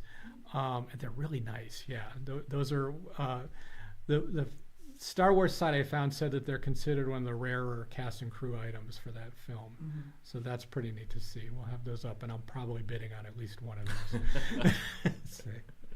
So I'm bidding on the one nobody else wants. That's what we'll do. Yeah, it's going to be fun. Star Wars coming up. We're still in some Disney souvenirs here. Oh, next is this big piece. I don't know if anyone's bid on it yet. It doesn't look like it. Oh man, yeah. That's it the is. 100 Years of Magic Carousel. It's a reproduction of the Walt, and I've just called this out, Walt walking through Sleeping Beauty's castle, 857-591, with all a carousel over it of all characters that were animated in Walt's time, films that Walt himself produced. That's a beautiful piece, and it's huge. It's so big, and it's gorgeous. We'll see the listing in a second, but it's about 5 feet tall. And it comes with a guide, so it can help guide you of what's there. Yeah. Our main image there shows 2 side by side, but the black one is the little key to all the characters in the piece. Yeah, it is. And it's gorgeous. Everyone just stopped and looked at this one when it came in. yeah, it's quite. Reluctant Dragon's there, big Reluctant Dragon fan. Yeah, you don't see the Reluctant Dragon that often, but they really did nice with even the Willie the Giant up on the beanstalk. Oh yeah. And it looks like it's going to pass, so we might have a chance to this ourselves later. I like some of these people. We're going back into more maps. Now, do you have a Disneyland Paris map? You know, I don't, and I see it's coming up, and I was like, oh man, I really should have. I know, because we see maps come up that you're interested in. We talk about. I can't remember which ones you've bought or not. I know you've bid on a couple since. Oh yeah, there was the first map. I almost got one, and then Mike was talking about how beautiful it was, and last second someone else outbid me, and I was like, ah. That's the cross we bear here at Eaton Galleries. Is it's out there for the public. We bid just like you do, and you can win them. And oh my God, that's a great price for that. Oh my God. Do you want to get on your phone really quick? No. I'm tempted to. I'm tempted. But $50 is fantastic for a Disney. So it's Disneyland Paris. It's not the Euro Disneyland one, but you're not going to see it again at this price. But that's a great deal. Someone is getting a great deal there, and it's about to close. We're going to see the very somebody heard us. Somebody heard us. Still a good deal. I would pay a laundry for that one. Yeah. I think Mike always calls out. I think we've had these go for 200 and more. Oh yeah. Yeah. Yeah, maps are both a great collector item and a great investment. With tiki mugs, when we were talking about tiki mugs, I forgot to mention that too. That I collect for fun, but then seeing how they've exploded, like the market's crazy. Yeah. For them. No, that's fantastic. Wow. There we go. What a deal. Good deal. Very Yeah. good deal there. I like this this is Celovan. nice, Don't you love the characters? Donald is Jafar. Yes. And is that, look, it's Ka is his staff. That's Ka from the Oh, Jungle Book yeah. as his snake staff. That is so cool. And Pluto is Scar. Mm-hmm. Hook, Wicked Queen. What's in the back there? It's Goofy like is the headless horse. the headless. Oh my God, that's hilarious. It's just his eyes popping out the top. Yeah. That's pretty cool. We've had this piece a couple times. That's a nice one though. Yeah. We have These are these are these 40th anniversary Carousels with giant over large prints of Walt photos at the park, which are really nice pieces. They did this very carefully. Look at how Donald is up in the bubble at the top of the monorail. And the black and white and color, like the juxtaposition, really is fantastic in person. They make really nice pieces, Yeah. and these are big too. They're not Oh, yeah. they're not little 8x10s. They're like about, I want to say about 16 by 20 without looking at it right there. They're definitely a conversation piece. You get that. People are like, wow, what is this? Tell me more. Where'd you Yeah. get this? Yeah, those are good ones. And we're getting down to, we've got about 20, 7, 4, 8. We've got about 16 lots left. We write. We're not great at math. Yeah. Math and science. Don't But we can measure stuff. We're Yeah. good at measuring stuff. Very, yeah. And it's this wide by this high, but I can't remember a measurement. I just know that these were big. So this is a little piece, wow. but it's a nice little piece. Yeah. Print background, but Carousel on the front. I'm tempted by, I don't know Magic of Disney Animation from Florida, but we've had some nice pieces. There's a really nice Carousel that's come up a couple times. It's of Tinkerbell with a Kem Weber desk behind her. Oh, wow. And it's that background that sells me. It's that studio, the art of the studio desk, because I can't afford a Kem Weber desk. I'd love to have one and the space to display it. And I've been collecting 90s animation stuff, and I keep picturing. It's almost like I'm picturing I'll be able to display it on a desk sometime. Oh, man, that'd be cool. But it's never going to happen. Yeah. It's not, but yeah, these are really nice. Wow. If anyone's moving and doesn't want their Kem Weber desk anymore, you know where to find us. You can consign it here, and I Yeah. still won't be able to buy it. Yeah. It'll go to somebody who will really appreciate it. Oh, yeah. The interesting thing about those is, certain desks, they know the animators write their names on them. Mm-hmm. They know who they got them from. They know, the younger animators know which older animators desks they're using. So they really trace their lineage back, I guess you could say, for the furniture. Yeah, you go through the drawers, you look under it. There's all little notes and everything. It's just Yeah. yeah. I think we had one in the last auction, Mhm. right? That was a Yeah. really nice shape. That was a really nice one with the bulletin boards on the side, the little things Oh, yeah. that fold out. That you don't see that often. And Zach, I am going to ask you. You told us you were at a barbershop quartet competition. Correct. Yeah. Yes. What's it called? It's the International Barbershop Competition. That's about it. Yeah, Okay. it's associated with the governing body of competitive barbershop, or just Barbershop Harmony, called the Barbershop Harmony Society. And every year they go to a new city, and you have to qualify. You have to compete in your local districts or whatnot to go to internationals. And there's a certain score that you automatically qualify for. And this year I think they had something like 65 quartets Wow. that came to internationals. And they'll do a quarterfinals, so everybody gets to sing at least once. And then they'll do a top 20 and then a top 10. And then we find out who wins after the top 10. Wow. It's really fun. It's my third one that I've gone to. That's awesome. Yeah. And you said that when you're there, you can kind of wander around and just form a quartet with random people, like Absolutely. on the floor. Yeah. That's honestly the biggest thing about the Barbershop Harmony Society is the brother and sisterhood of it all. Of like, you walk around, there's thousands of people, and everybody knows. There's like a set list of classic songs called polecats. And you could just find like, oh, you're a bass, you're a baritone, I'm a lead, he's a tenor, let's sing Heart of My Heart. And we just, Right. it doesn't matter who it is, you don't even need to know their name. just what they sing. This sounds like a Disney Channel original movie right here. Like, I need to see it. Ooh, Yep. yes. Yep. Yes. Let me just pen Quartets. that down really quick. Quartets. Is the public allowed to attend and Yeah, watch? you or- can buy tickets and everything. Mhm. They do have single. Yeah, they might not have single day. They should have single day tickets, Mhm. but usually it's technically a convention Mhm. with a competition that's kind of baked into it. So there's a lot of preservation of the art form. There's classes. There's a marketplace. Like it's a whole kind of convention, as any other convention would be. And then a lot of people are only there to go see the competition. So it's really fun. It's barbershop's been something that I've done for a long time, so it's been fun to go to that and see the best in the world. That's Very awesome. cool. Yeah. Very cool. I'm sorry to ask this, but do you have a certain cachet being a Dapper Dan? I mean, are there more famous barbershop quartets than the Dapper Dans? Absolutely. In the community? Yeah, Yeah, seriously. Oh, yeah. Yeah. There's quite a few that are in the community. They're like the legends. Right. The top tier. But as far as a gig, what's a good gig? What's another good gig? Oh, here's our map. There we go. Yep. Oh yeah. Ooh, that's nice. Yep. No, yeah. As a barbershopper, Dapper Dan's that's the ticket right there. There you go. All right. Everybody wants to be a Dapper Dan. I just wanted to hear you say it. Yeah. Yeah. Wasn't that a song in the Aristocats? Everybody wants to be a Dapper Dan. That Yeah. is. I think that was in the original, and they Yeah. had to change it to Cats. Cats, because it scanned better. Yeah. Yeah. Barbershop, Catet. Yeah. Ooh. Yeah. By the way, if you read a bad pun in in our catalog, It somehow I'm got sorry. through, and it was me. if you read a very good pun, it's probably Brian. It's probably Brian enjoys the Oh, this wordplay. is great. Sorry, I'm just giving you a hard time. Oh no, No. it's all good. Okay. If you read a bad pun, that's probably me. Oh man, everything from Kevin and Jody is great. Yeah, this is like, it's not that big, but it's such a nice little intricate piece. Mhm. And everything of theirs displays beautifully. They just look fantastic. Knight's it's got the classic look, but it's a modern design, so you get that tapered, the angles to it. Yeah. Really nice piece.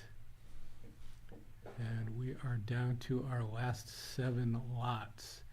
I can't think what else to tell about. We're working on the pin auction. We're closing up the Star Wars auction. We're closing up your catalog auction. The gallery, come by the gallery and visit in Studio City. If you're close by, it's a great place to come and look around. We have the J. Ward Emporium is still open right now. Mm-hmm.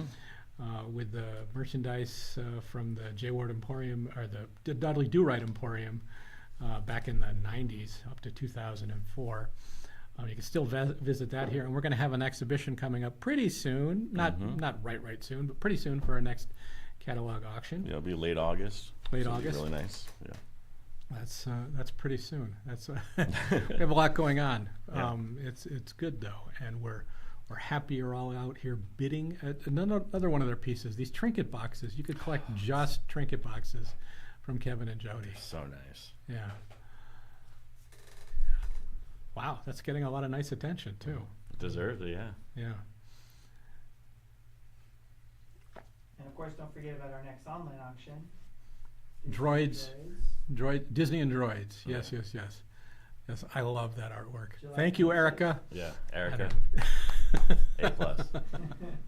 Well, I wanted to stress that we're theming the auctions, but there's still, it's basically half of it is the usual Van Eaton auction. It's going to be the mix of everything. Disney Studios, Disney parks, a little bit of all pop culture. There's usually, usually a little bit of not Disney stuff in every one of our auctions. And the animation one, I was teasing that's going to be a little bit of a test. We're digging into the Van Eaton vaults for some of those obscure animation titles to see what people are looking for. And that's going to be a lot of fun. I'm excited for that one to see what memories come back for me of like, oh, I forgot about that show. Yeah, there's some great stuff here. We're going to take some gallery stuff and put it in there that I'm looking forward to. I'll just say Super Friends and I'll leave it there. But yeah, there's some really good pieces. There was an animated series, Crow, I watched growing up, and like no one I've ever talked to knows what the show is on. Crow? Like PBS, like CRO, and it was about this like mammoth that gets unfrozen in modern times, and he's telling stories about this caveman kid Crow. I And he- kind of remember that. And it was just like, we watched it all the time, and like, no one remembers it. Animated? Yeah. PBS. I got to see Crow. Oh, there he is. Oh, this pen is. I remember this. You remember? Yes. I believe that is animated by Filmation. And I may be wrong.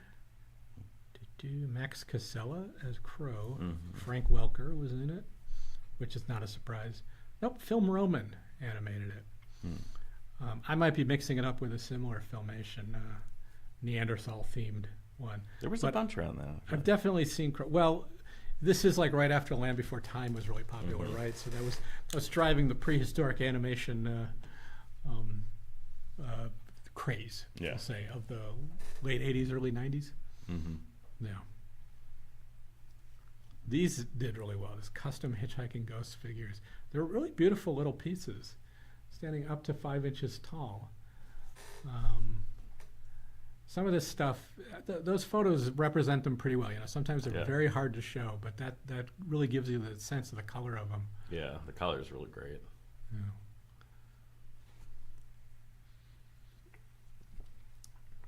And I can't think what else to cover while we're here.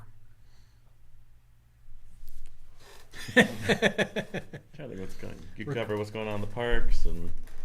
Well, every time I look up Disney news to talk about here, most of it is really negative. Yeah, they're closing this, and the price of this changed, and somebody got hurt on that. So I don't really want to talk about it. But let's talk about Superstar Limo. Superstar. Did you rode it? I famously, it was the very first ride I went on in California Adventure. Yeah. And actually, you and I have technically ridden it together. Yeah. Because you and I, with David, we went and we rode the Monsters Inc. What is it called? Monsters Inc. Just Monsters Inc. Mike and Scully to the rescue. Is that it? That sounds right. Sure. Yeah, sure. That's also closing. But that'll be closing soon, which is in its own. It's got those little Easter eggs of. You Drew Carey with the maps. You can recognize Drew Carey and Jackie Chan as the figures in the whatever the 2319. 2319. Thank you. Yes, Monsters Inc. Mike and Sully to the rescue. It's funny when you say the limo ride. All I can think about. I never had ridden it, but all I can think of is in Hollywood Studios. It's the Aerosmith rock and roll coaster, which is a stretch limo and everything. Mm-hmm. Well, I'm going to get a little dark here. So the first concept for Superstar Limo was that you were paparazzi who were chasing after a celebrity in a car, trying to get photos of them. And then Princess Di passed away. And the concept for the ride changed drastically. It became you taking photos of celebrities while you drive through Hollywood. And you can see a really great full video of the attraction on YouTube, and I recommend watching it because you won't believe it. Okay.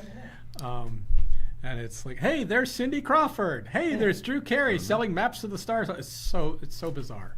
It's very, very bizarre. Oh, we are back. We are back. Yeah. We're at the. Oh my God, we lapped around. Sorry, we're over, folks. I got so distracted with talking. Superstar Limo does that to people. We will end the auction. I don't know how to end the auction here. I'm not in the admin call. You'll go to the bid live lot. Conclude auction. Sorry about that. Thank you all, folks. We will see you next time.